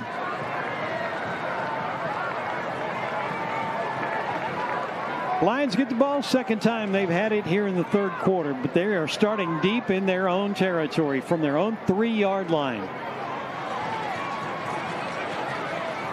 Here we go. Granberry. Ford. That's Harrelson who made the catch. He's got a first down, and they've got lots of breathing room out to the 19. Trey Harrelson on the catch. Just that little Angus Wall on the tackle. Just that little slant route. Granbury just raises up and lets it fly. Scots are in a little bit of a soft zone and allow Tyler to get some breathing room. First down from the 19. They'll scrimmage from the right hash. Handed off. Kadarius McMiller can get a couple of yards. Scott's do a nice job of stringing that out. And that's going to be Langdon McMurray, who will get credit for the tackle. Right there, you see number 42. That zone dive hits hard off the right side, and if McMurray doesn't come back in and make that hit, McMiller may be running for a while. McMiller now has only 19 yards rushing on 7 carries tonight, and he is their leading ground gainer. Oh, that was knocked out of the air. Nice play right there by Thomas Cook. Step up there. Second time tonight he's raised his arms up and batted the football out of the air. And Cook is not a big guy by any means, but he's very good about getting those hands up. You can't get there, get in the air, bat the ball down, or get you a pick six. Tell you what, coming into the game, McMiller had 120 yards against Marshall, 118 against Legacy, 99 against Seagoville. Again, he's got less than 20 tonight. Oh, this is gonna be a sack. Wow. That's Beautiful Cook. Play by Hank Lee. He grabbed the quarterback and swung him around. I think it was Cook. Sorry, Thomas Cook. Thomas Cook on the Watch sack. Cook right there. Hang on, buddy. Hang on. Get some help, and he did just enough to get Granbury down. Boy, that is going to be a huge loss. Takes the ball all the way back inside the 5-yard line. And on 4th down, a punting situation, here's Trey Harrelson to kick from deep in his own end zone. This is where Tyler took a safety before. Matthew White, it was tipped, partially blocked. It's going to bounce out of bounds at about the original line of scrimmage. This is going to go out of bounds right about the 21-yard line. Scots, for the 3rd time tonight, will have really good starting field position on a drive. Punter was thinking he should have had a roughing call, but getting the hand on it, the partially blocked kick negates that. Take a look at this. That's number 44, if I'm not mistaken. Nope, that's Whitaker.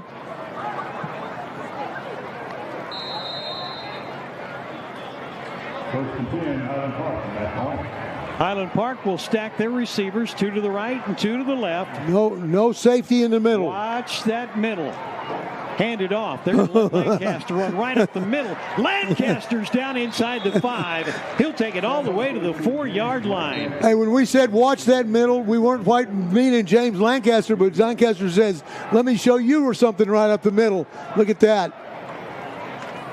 So that's 5 carries for 86 yards now for James Lancaster. I believe that was Ogle or Stewart Allday leading the way. All the Scots offensive line doing a heck of a job right there. Gage Clark, Davenport, Tripp Townsend. Messer in the game. He's a wide receiver to the right side. They're going to hand it off. Matthew White will take it down to the 2-yard line. He just plowed right up the middle. Braylon Ford comes in to make the tackle. Ford may be a little shaken up after that. Watch the lead right there by James Lancaster, cleaning out the hole, getting at least White up to at least the safety, who was able to make the play right there with the help of DeCanan Suing. 2nd down, goal to go from the 2. Lancaster. Let's try it again. Hey! He's got room. James Lancaster, 2-yard touchdown run, and Highland Park adds to the lead. Great clean-out block by Matthew White right there, going right behind Gage Clark and Grayson Davenport.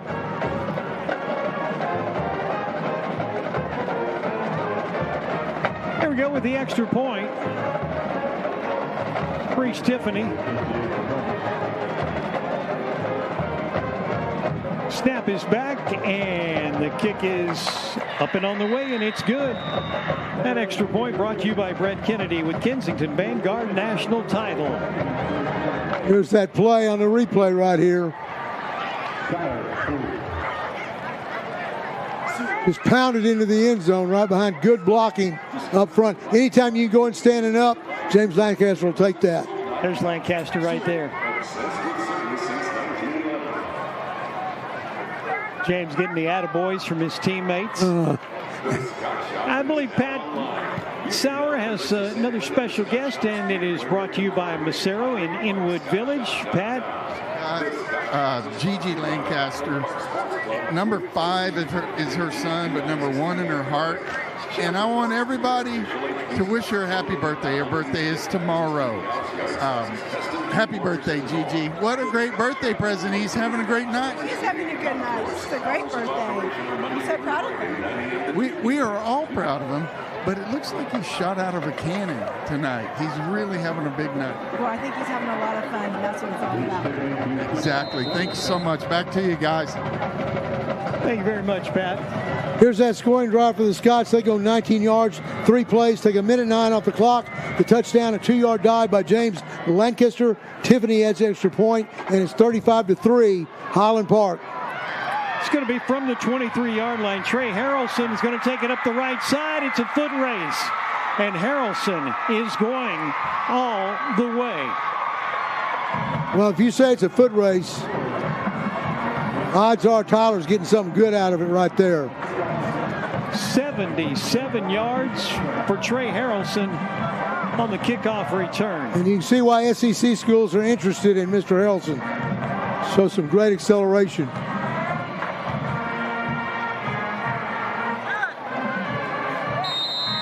Looks like they're going to line up to go for the point after, and they will bring Marvin Espinal in. Sophomore left-footed kicker.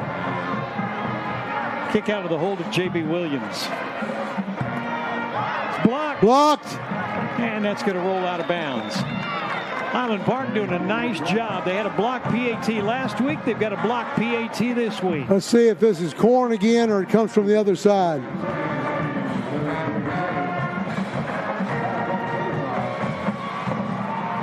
Let's go down to Jay Ellis. You had a pretty good look at it. What'd you see? Yeah, both place kicks that Tyler's had tonight have been really low, but I think Highland Park realized it, and the guys inside got their hands up.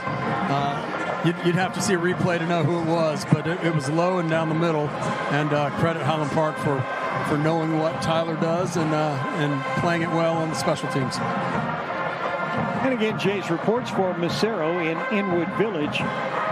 And our third quarter replays are brought to you by Randall Dentistry.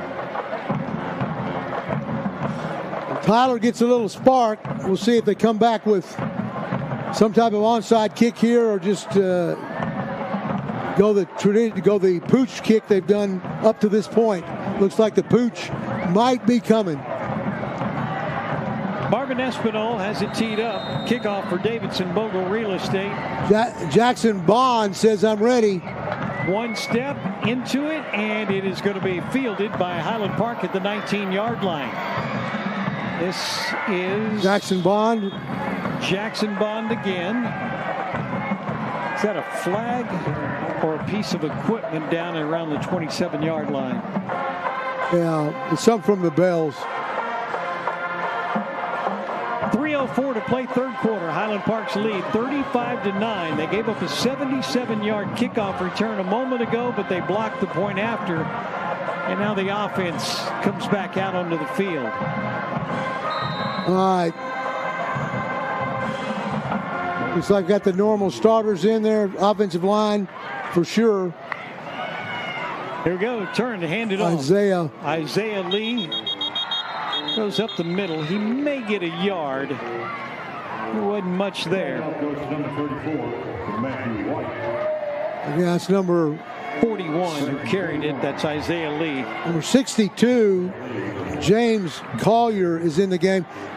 Last week he had a field day against Lufkin. I don't know if he was suspended for the first half or just for some reason didn't play, but I was looking for him when the game started. He is in the game now, and he is a very active defensive tackle. They'll go empty set formation. Highland Park will right here. 3 receivers to the top of your screen, 2 to the bottom. They'll swing it out to Olmstead. He makes the catch. Got away from 1. And he'll get all the way down to the 35-yard line. I'm sorry, it is Doolin, I believe, who caught that. Is that 49 and not 43? No, it is 43. It is Charlie Olmstead. It looked like Olmstead by his body movements. Third down, about 3.5 needed for a first. Scots are 50% converting third downs tonight. Buck Randall snaps his hands, calls for the ball, hands it off. Isaiah, whoa. The first down. He just did turn the corner, gets out to the 40-yard line. 5 yards, move the chains. I love to see how Isaiah, what you'll see on this run, just a stretch play to the left. Now watch, as he gets close to the sideline, his feet get choppy so he can turn the corner and picks up 2 or 3 more yards than he would have. Crawford rode him out of bounds right in front of the Tyler bench. Scott's on first down. Here's Randall. Oh! Incomplete. Trying to get it out. Great effort to Jackson Bond. Bond making a valiant effort to get it, but can't quite get there. We've called Jackson's name a couple of times tonight. He's 6'1", 165-pound junior. Well, the depth of the Highland Park receiving corps continues to amaze me. You know, Cannon Bozeman, who had a great start to the season, goes out with a wrist injury, and guys behind him step up. Messer steps up. Olmstead. Trying to set up a screen. Yep. He'll throw this one away. Another wise decision. Kind of had to get rid of that one. Paxton Smith tonight, 3 catches for 37 yards, and I believe Pat Sauer has a member of the Smith family down there. Smith here, Paxton's dad. Week in, week out, these guys work their tails off. With Coach Allen's offense, you never know what they're going to give you, and it's the quarterback's job to take whatever they give you. But he's had a nice night tonight. Paxton has. What do you think about it? What are your thoughts? You know, Pat, all these boys have given a good show tonight. I like how Buck is spreading around. Paxton's got some good targets, and he's a baller, and he likes to go out there and catch balls. But I'm proud of all these boys, and I'm glad to see some of these other kids who don't normally get to play are now getting to get on the field. Yeah, it's funny. At the beginning of the game, Jim said that Paxton's probably going to have a big night tonight, and he did, and everybody did, which is a real team effort. Thanks a lot, Ken. I appreciate it, Pat. Thank you. Matthew White on the catch out of the backfield right there. Sets up a 4th down, brought to you by Forshee Law. Scots have they need the 50-yard line for a first down, so they've got to have about 3. They're going to... Looks like a pooch kick it. They are going to. And with nobody deep, it's a great play. Come on, come on, come on. Oh! Can't quite get there. 1 yard deep in the end zone. Look at it. So who was it? Picked the ball up. Is that Matthew White? Yep. Picked the ball up and said, let's put it on the 1 instead. Official said, nice try. We're not going to let that happen, though. 29 seconds to play third quarter. Scots with a comfortable 35-9 lead. Here's another look at that punt. They're trying to get to it. It's rolling. It's rolling. Oh, it's so close. So close. You just have to bat it back and you got to play.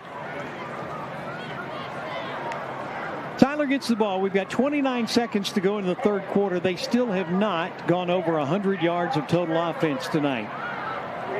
They're at 97 yards of total offense right now. Lions from their own 19. Excuse me, their own 20-yard line.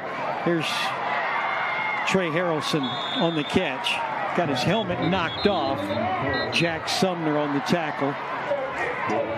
19 yards. First down. Just that little slant route again. Motion to the right, looking to the left. Hit the same slant that they've thrown before to Harrelson. Here are Harrelson's numbers, Mike. 3 catches for 37 yards tonight for their leading receiver. Granberry rolls to the left side. And it's going to be out of bounds, incomplete. Tried to get it out there to Collins. That's going to bring us to the end of the third quarter of play. Highland Park's got the lead of 35-9. We'll head to the fourth quarter right after this timeout.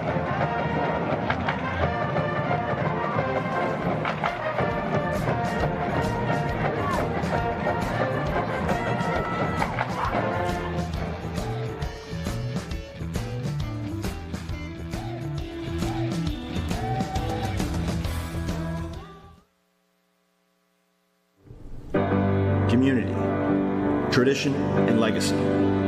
Growing up in the Park Cities, I learned early on the value of hard work and exceeding expectations.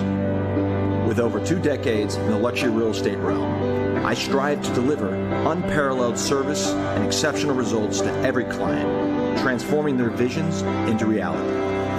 My experience navigating various economic cycles has given me a unique historical perspective, enabling me to provide sound advice on past and future market shifts. So whether you're buying or selling your home, I pledge to work with you to formulate the best solutions for today's real estate market. Christopher McGuire. Experience. Service. Results. Here we go. First play of the fourth quarter. And there is a sack right there by Highland Park. That's Jack Morris. Nice job by Jack Morris to get up there and grab Granberry by the jersey and drag him to the ground. Well, we got a guy in the booth, Russell. You watch the replay. Morris stick that big paw out and bring down Granberry. But a special guest in the booth, Highland Park linebacker Will Signor, who would have been out here playing with these guys if not for an injury that you suffered earlier this year. No, that was tough. You got to be proud of the way the guys are playing tonight, though. Oh, I'm proud of my inside linebackers. They're doing great out there. It's nice to see them all healthy. Morris is a great guy, a great leader for the team. He always makes a play. Tell us real quickly what your injury was. Unfortunately, I had a tear in my meniscus and an ACL tear, so I'll be out the whole season. And you were going to be in the rotation for that inside linebacker spot, correct? Yes, sir. Well, it's always happening. When did this happen? Was it before this first scrimmage? The first preseason game. Okay. Well, that's always tough, and you're a senior too, which makes it even tougher. But I'm assuming you still want to be around these guys and help in any way you can. Yes, sir. Their energy is contagious. I got to work on my cheerleading skills, but they'll get better throughout the season. Here's Trey Harrelson to punt it away for the Lions. It's a little better kick. Wobbler. Matthew White on the fair catch. Well, let me ask this, Will. Obviously you're not able to do anything in practice. Do you go out there and still talk with your buddies and say, hey, I saw this? You might think about that. The first game, unfortunately, Coach Napier was sick and was not able to make it to the game, our linebacker coach, so I filled in for him. Great. So I was coaching up the guys for the first game of the year, and I played a little bit of a coaching role for the first 2 weeks, and then post-surgery, I have not been at practice too much, but I've been playing a role by watching film, watching the pass protections to see if I can find any patterns for our defense to exploit. Great. Hang on just 1 minute. Let's get this play. Buck Randall rolling off to the right side. He fires that one in. That's going to be a complete pass for 9 yards. On the catch down there is Brandon Lilly. And the Scots pick up about 9. You see what kind of arm Buck has right there. Watch him fire that one in. So how'd you like the coaching part of it? It was definitely different. It's a different perspective on the game because I'm used to being out on the field, but it's fun to get back to my teammates. And when you see a linebacker make a tackle for a loss and be able to congratulate them on the sideline and seeing the emotion out there on the field it's great. Coaching something you thought about before? No, never. I never thought I would be coaching. Pass out, Lilly again. It's a good way to keep your hand in it if you can't play anymore. Hopefully you're back, and you're big enough you might play somewhere if you wanted to. What about college plans? I haven't thought about it too much, but I do have the itch to play again, so we'll see what happens. Right. Thought about what you want to major in? Something in business, probably. Something like business administration or finance. Sprint draw. Isaiah Lee trying to get around the corner. He gets met, and DeCannon suing. Will take him out of bounds on the far side. Not much there. In fact, it's going to be about a 1-yard loss. Second down, 11. How do you like to look at things up here? I'm totally shocked you were able to make it to the press box on crutches. You're on crutches right now with your knee bandaged up, but I guess it's a good workout. It's a great workout, great way to stay in shape. You know, the arms burn a little bit after scaling the stairs, but probably safer than on the sidelines with no room behind the bench. I was informed I'm not allowed to be on the sidelines. David DeVega's checked into the game now. He's playing right tackle for the Scots. Here's Isaiah. He's got a seam. He's got a first down and more. He'll get hit, pushed forward down to the 37. DeVega was blocking in front of him and opened that hole for him. Watch number 75 get out in space here. There he is with a good kick-out block. Isaiah takes advantage of it and gets downfield. 17 yards on the carry, and another Highland Park first down. Well, we might make use of you throughout the rest of the year because obviously you're connected to the defense and the linebackers, and we'd love to hear your opinion in the future if the opportunity arises. Yes, sir. Always love to give my 2 cents on anything. You're not bashful, huh? All right. Isaiah Lee took a helmet from DeCannon suing to the leg, and he is down and being looked at right now. I know there are a couple other Scots that unfortunately have suffered a couple of knee injuries. Have you visited with them about, I made it through, you'll make it through? Yes, sir. We're becoming a tight-knit group. So Knox Reynolds is the one who I talked to because he was before me. Right. And so now I'm talking to Bryce Siskowski and Cameron Kaysen. Right. And it's nice to have the camaraderie. It's an unfortunate situation, but at least we can tell each other it will be okay and have the support. Yeah. Just some way of supporting each other that, hey, you'll get through this. Well, that's good right there. Isaiah Lee walking off under his own power. Hopefully it's not going to be anything too serious. Well, we appreciate you coming down and sitting with us.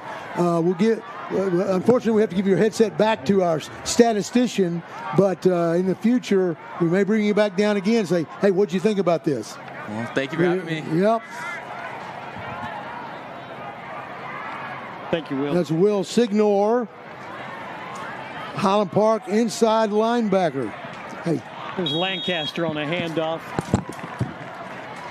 Lancaster with the carry.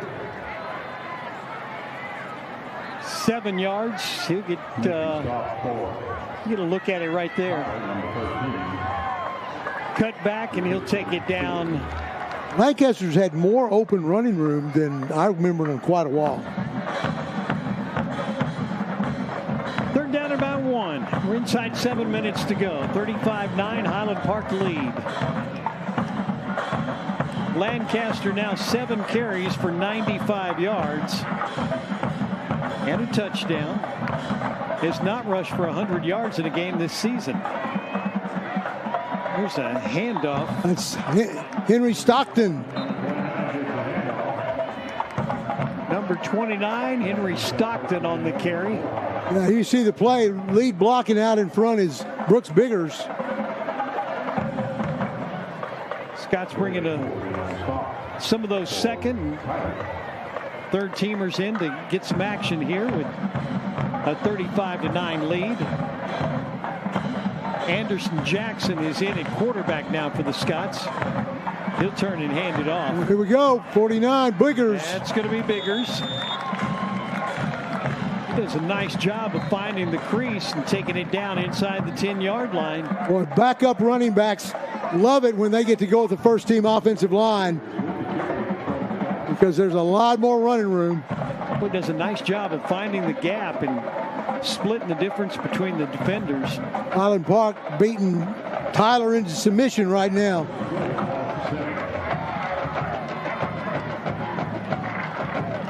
Biggers and Stockton in the backfield. Either side of Anderson Jackson, who's in at quarterback. First and goal to go. Good block. Stockton going right side. Take it to the 6. And he gets laid out by Carter Crawford. Good block out in front by Biggers. The Vega still pushing hard. Braxton Griffin coming in at tackle again. And also Owen Stewart checking in for the Scots as well. Second down, goal to go from about the 6.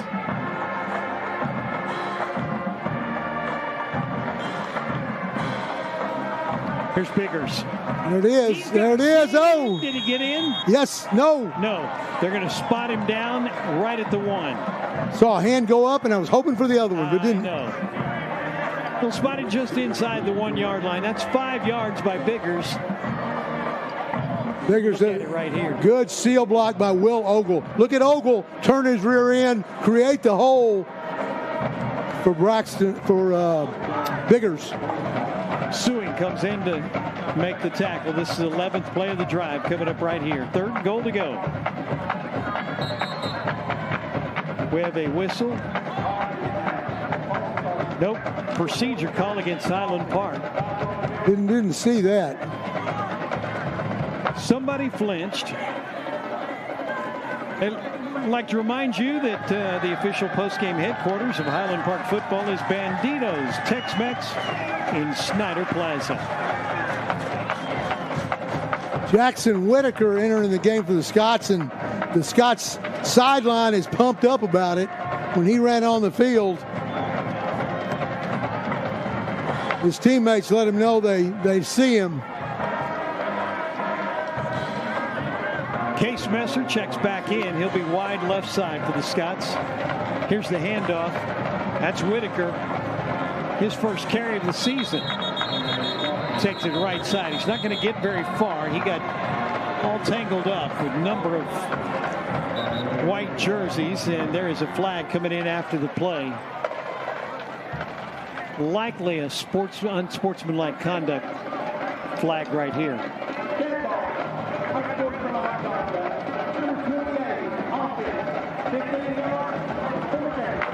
They're going to call it against Highland Park.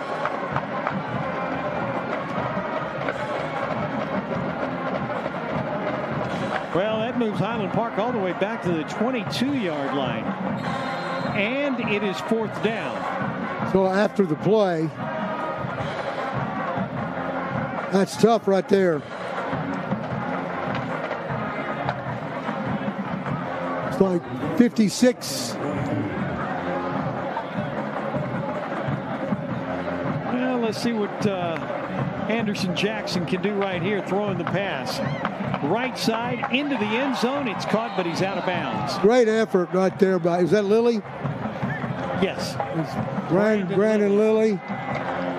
Now, excellent throw right here by Anderson Jackson. Lilly. Good play by number 8, also Caleb Johnson for Tyler, pressuring Lilly to the sideline. Highland Park's going to bring in some more guys that don't get a lot of playing time right here on defense.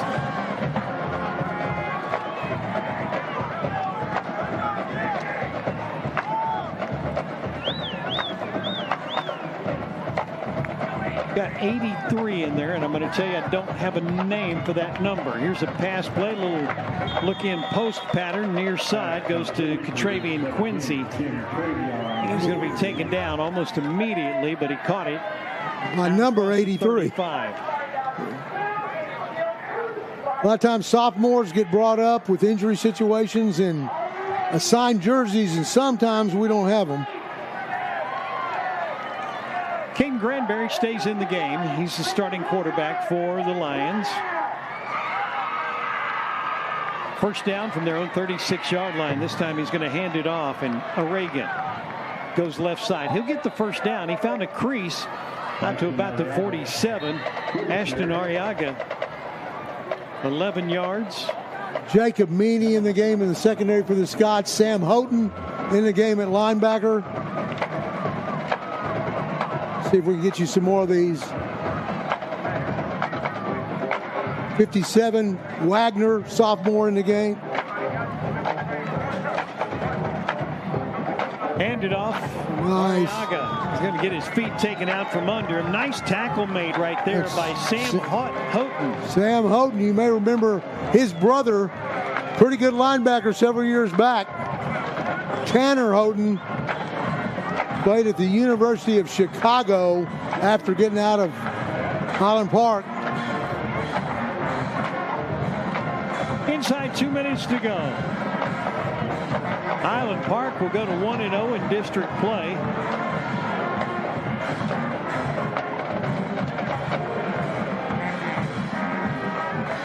They've got a wide receiver wide open, and Harrelson dropped it. Wow. He doesn't drop many. We've seen his speed already tonight on that 77-yard kickoff return. He just doesn't hold on to it right there. Lack of concentration. Looks like Mac at nose guard. Mac Perry's in the game. Number 98. Lucas Lima's in the game. But give credit, too, to number 46 for that breakup. Luke Whitaker. Lions are 2 for 10 converting third downs. Don't forget to stay tuned during the postgame show. Brought to you by Burger House, the official burger of Highland Park football. We'll hear from head coach Randy Allen. We'll also hear from our offensive, defensive, and special team players of the game. That's all coming up. Nice defensive. Burger King postgame show. Excuse me, Russell. Nice defensive play right there by number 33, Jack Sumner. Backup cornerback. Going to see probably a lot more playing time with the injury to Leskowski.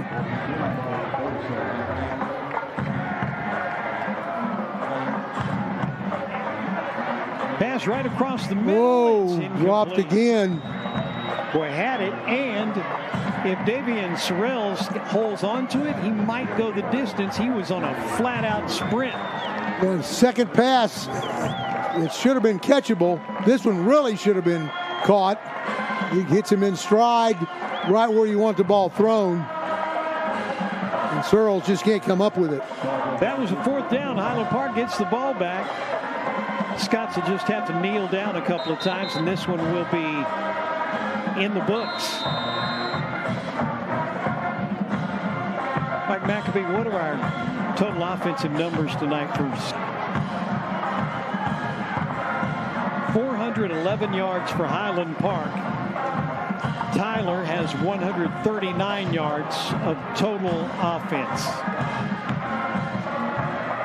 Tyler, because of the sack situation, sacks count against your rushing. They have 2 yards of net rushing tonight. Well, I bet the Highland Park defense will take that. Yeah, no matter what asterisk we put next to it.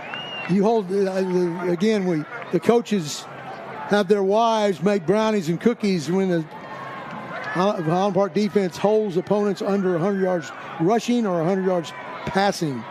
And Scots will have to down it one more time.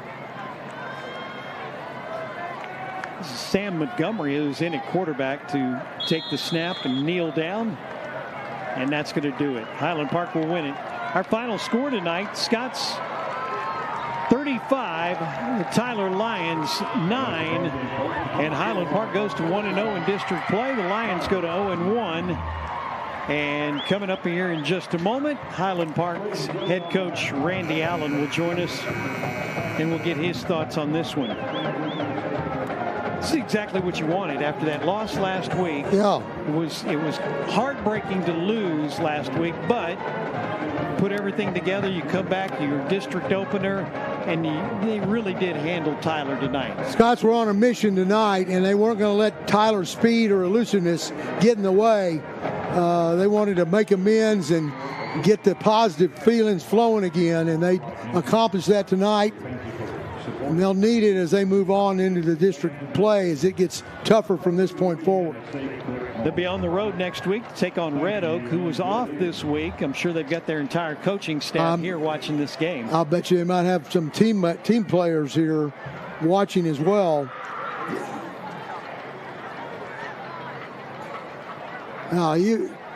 Red Oak had a great year last year. If I'm not mistaken, they were 11-2 or 12-1.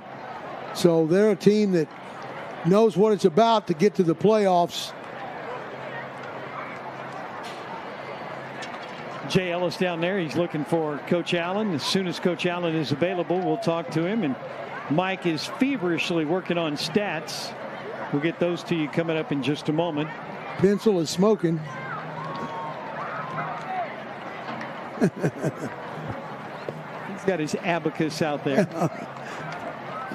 Head coach Randy Allen down there with the win tonight. Coach Allen, 450 victories all time. Hit the 450 mark. 297. There's Jay. I think he's about ready. Jay, whenever you get ready, we're ready to come down to you. Again, our post-game show brought to you by Burger House. And we'd also like to remind you that Bandito's Tex-Mex in Steiner Plaza is the official post-game headquarters. Go ahead, Jay. Great. Coach Randy Allen, we've got one of your students helping us here to make sure nobody steals the signs. Great game tonight, Coach Allen. Your offense was very balanced. Over 200 yards passing, right at 200 yards rushing. Tell us about the balance you established offensively. Well, we did. I mean, balance means you take what they give you, and we were throwing the ball, and when we thought we had a chance to outnumber them outside, and we were running it when they were light in the box. But our guys did a good job. We still got a long way to go, but we're real proud of this victory tonight and getting that bad taste out of our mouth from last week. Coach Allen, your running backs, especially Lancaster, had a lot of big holes to run through tonight. Tell us about the job your offensive line did. Yeah, we ran the draw really well, the sprint draw, and James had quite a few yards on that play. But I'm real proud of our offensive line. They're making progress. Coach Wells, Coach Varsity doing a great job with them, and Gage Clark's doing a great job of leading them. Our snaps are so much better with Tripp Townsend, so that's been a big improvement. Coach Allen, finally, your defense holds Tyler to 9 points, and we're seeing a lot of faces on your defense. Tell us about how consistently they've been able to hold teams to low yards, low points. Well, our defense really held them to 3. We gave up a touchdown on that kickoff return, but defense played like they're capable of playing, and I was glad to see that, see them come back and play with such passion tonight. Congratulations on starting District 1-0. That's head coach Randy Allen. Thank you. Thank you, Coach. Comments brought to you by Park City's Asset Management. And again, they played well. They did exactly what you wanted. Don't turn the ball over.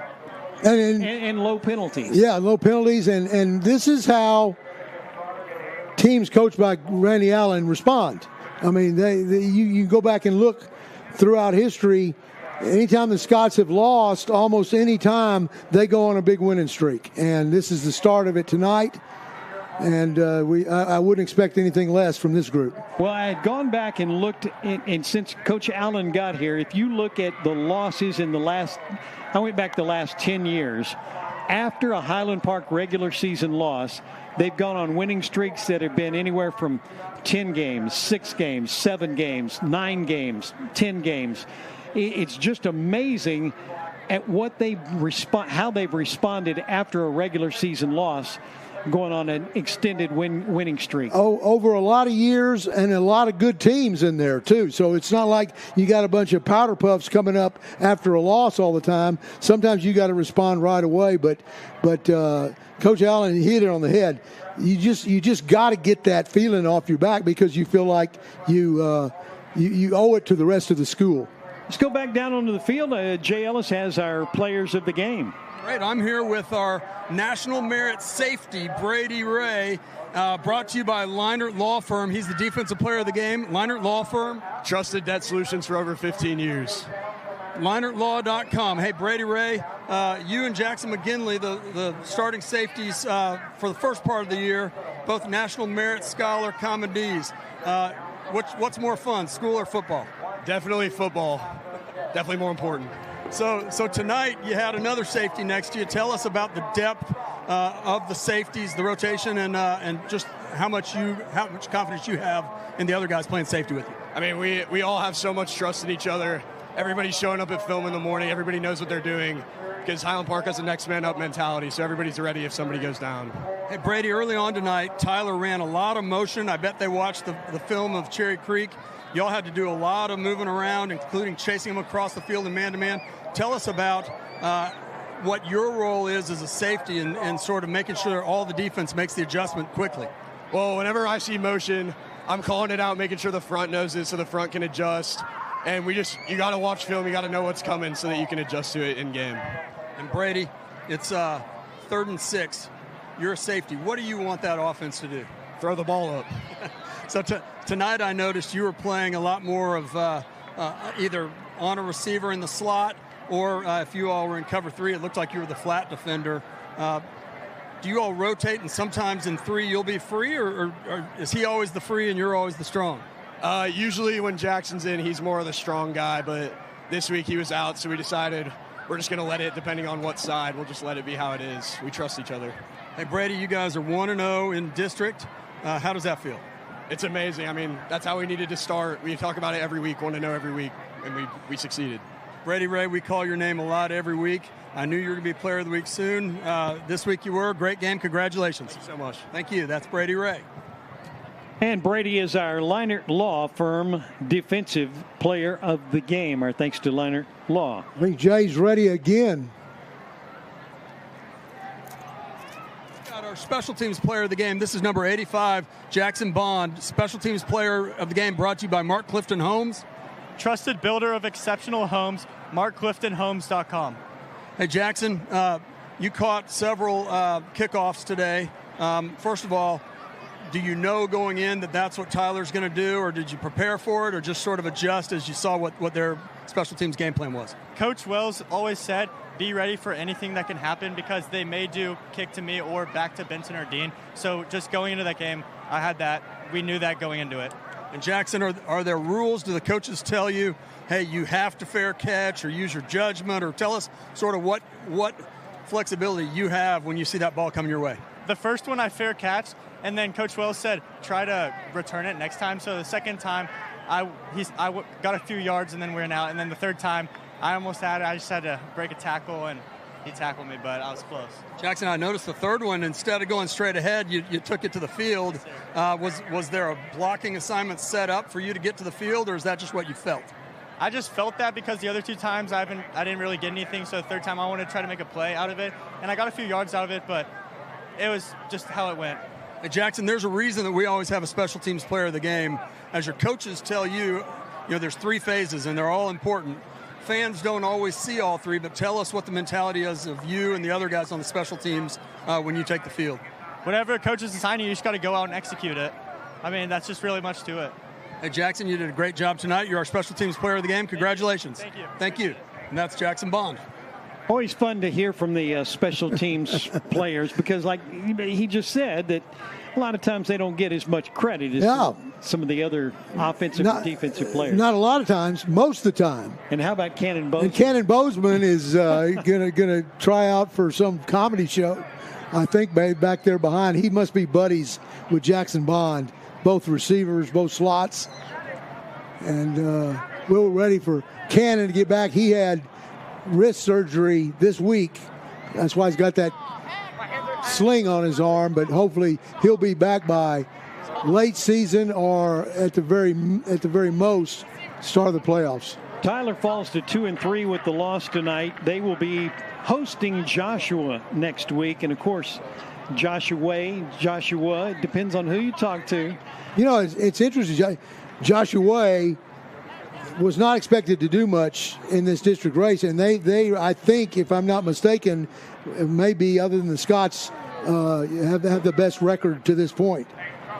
No, I think they're 2-2. Are they? And they're off tonight. Okay. Well, 2-2 for what they were expecting may be good. That's true. I've got 17,000 papers here. You would think I could pull it out. real quick.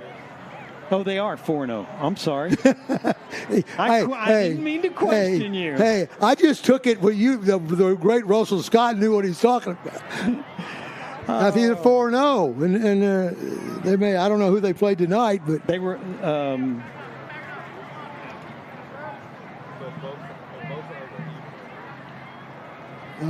Jay's got another guest down there. Let's go back down. You got a big guest. Yeah, I've got a big guest here. This is our offensive player of the game, brought to you by Eric Carlson Photography. This is Will Ogle. Again, Eric Carlson Photography. Capturing lifetime memories on and off the field for HP families. So, Will, tonight the running game was really strong. Approximately 200 yards. Lancaster had a lot of big holes to run through. Tell us about how physical it was up front. Yeah, their D linemen were pretty big, but they lined up in wide fives, so we figured if we could just take care of the nose, there's nothing really stopping us from running up the middle, and that's exactly what we did. We got on linebackers, and we were able to give James that big hole, and he did a hell of a job. And what does it mean to the offensive line to establish the running game? I mean, I know you like passing yards and all that, but isn't it special when y'all can ram it down their throat? Yeah, for sure. Definitely going in this week, our point of emphasis was to strengthen the running game. Our pass pro's been pretty good the past couple games, but we really wanted to emphasize our running game, and I think we did a great job doing that. Hey, Will, you've got some young guys that are making a big contribution up front as well. All day, later in the game, DeVega. Tell us about some of the young guys and what you and the seniors do to help bring them along. Yeah, I know. They're doing a great job. I mean, all day's pretty much one of us. DeVega's doing a great job. He's in our grade, but he's been a big surprise, and he's been one of the best sixth men I think we've had. And then, we got Emmett Carroll, just a sophomore. I think this is his second ever game, first ever plays, and he did a great job. And then we have Jesse Luna, who we told to play JV Blue yesterday so he could get some snaps. And, of course, the time he would have gone in would have been today, but it didn't happen. And how about you had a great game from the center today as well. Townsend, tell us about how he's playing. Yeah, he's really been working on his snaps, and I think that was a big point of emphasis for him. And he's been practicing every day, and he got it to Buck, and he did what we needed him to do. And my friends up in the press box and I always love talking to the offensive linemen. Y'all are always, turns out you're always the most cerebral, but you're also the most fun. So tell me real quick, which offensive lineman celebrates the best, either in the locker room or in an away game when you get back on the bus? Okay, so Tripp is the most emotional for sure. He's going to be the highest high or the lowest low. But Gage can get after it too. Gage is a pretty fun guy. And if we're at a dance, which offensive lineman are y'all circling around and cheering on as he's dancing? Probably Emmett, just because he's young. Very good. Hey, you may have a question coming from upstairs. Hold on. I want to vote for Will Ogle for governor. I mean, he comes across so well. Hey, Will, you just got one vote for governor from Coach Jim Castelo. I think that election's in 2 years. That's right. You're probably 18 now. I don't know what the Texas Constitution says, but we may get you on that ballot. Hey, I appreciate that. It's one of my dreams to run for governor when I'm older, so got to start now. Hey, Jim, you saw something. Hey, this is our offensive player of the game, Will Ogle, brought to you by Eric Carlson. Congratulations, Will. Great game. Thank you.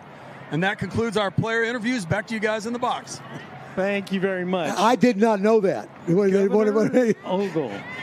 Yeah, hey, but he'd be a great one, either that or a therapist, because he understands all the idiosyncrasies of all the guys he's playing with. Let's take a look at our final stats brought to you by Silvera Deary Ray Law Firm. And there you get a look at him. Mike McAbee just finished up those a moment ago. Passing yards, rushing yards for Highland Park look good. Over 400 yards of total offense. Maybe even more important than that, though, Jim, they limit Tyler to just 139 yards of total offense. Exactly. And after last week giving up over 400 yards just rushing, that's got to make them feel better that, hey, we took care of business tonight. Mike McAbee just pointed out that in the second half, Tyler actually had negative yards rushing. 5 penalties against Highland Park, 34 yards, but no turnovers, and 24 first downs to just 9. Again, all of that just says a lot for what Highland Park was able to do tonight. Isn't it always amazing how things even out when you don't turn the ball over? If you don't turn the ball over, you hear it all the time, you're going to win most games. It's ridiculous, that stat, how true that is. Well, it's going to wrap things up tonight. Again, we'll see you next Friday night from Red Oak, 7 o'clock kickoff. We'll have it for you right here. And with the team they had last year, I don't know what they're doing this year, but they've had some experience, going deep in the playoffs. So I'm sure they circled that game a long time ago down in Red Oak. That's going to wrap things up for Mike Maccabee and for Jay Ellis and Pat Sauer. Trying to pass something else to me? Oh. Okay. We'll do it next week. Midlothian beat Joshua Way. Centennial League. No score yet. No score yet on that game. Hasn't reached there yet. That's going to wrap things up. Thanks, everybody, for joining us tonight. Russell Scott saying good night and God bless. And we'll leave you with our plays of the game brought to you by Riddell Plumbing.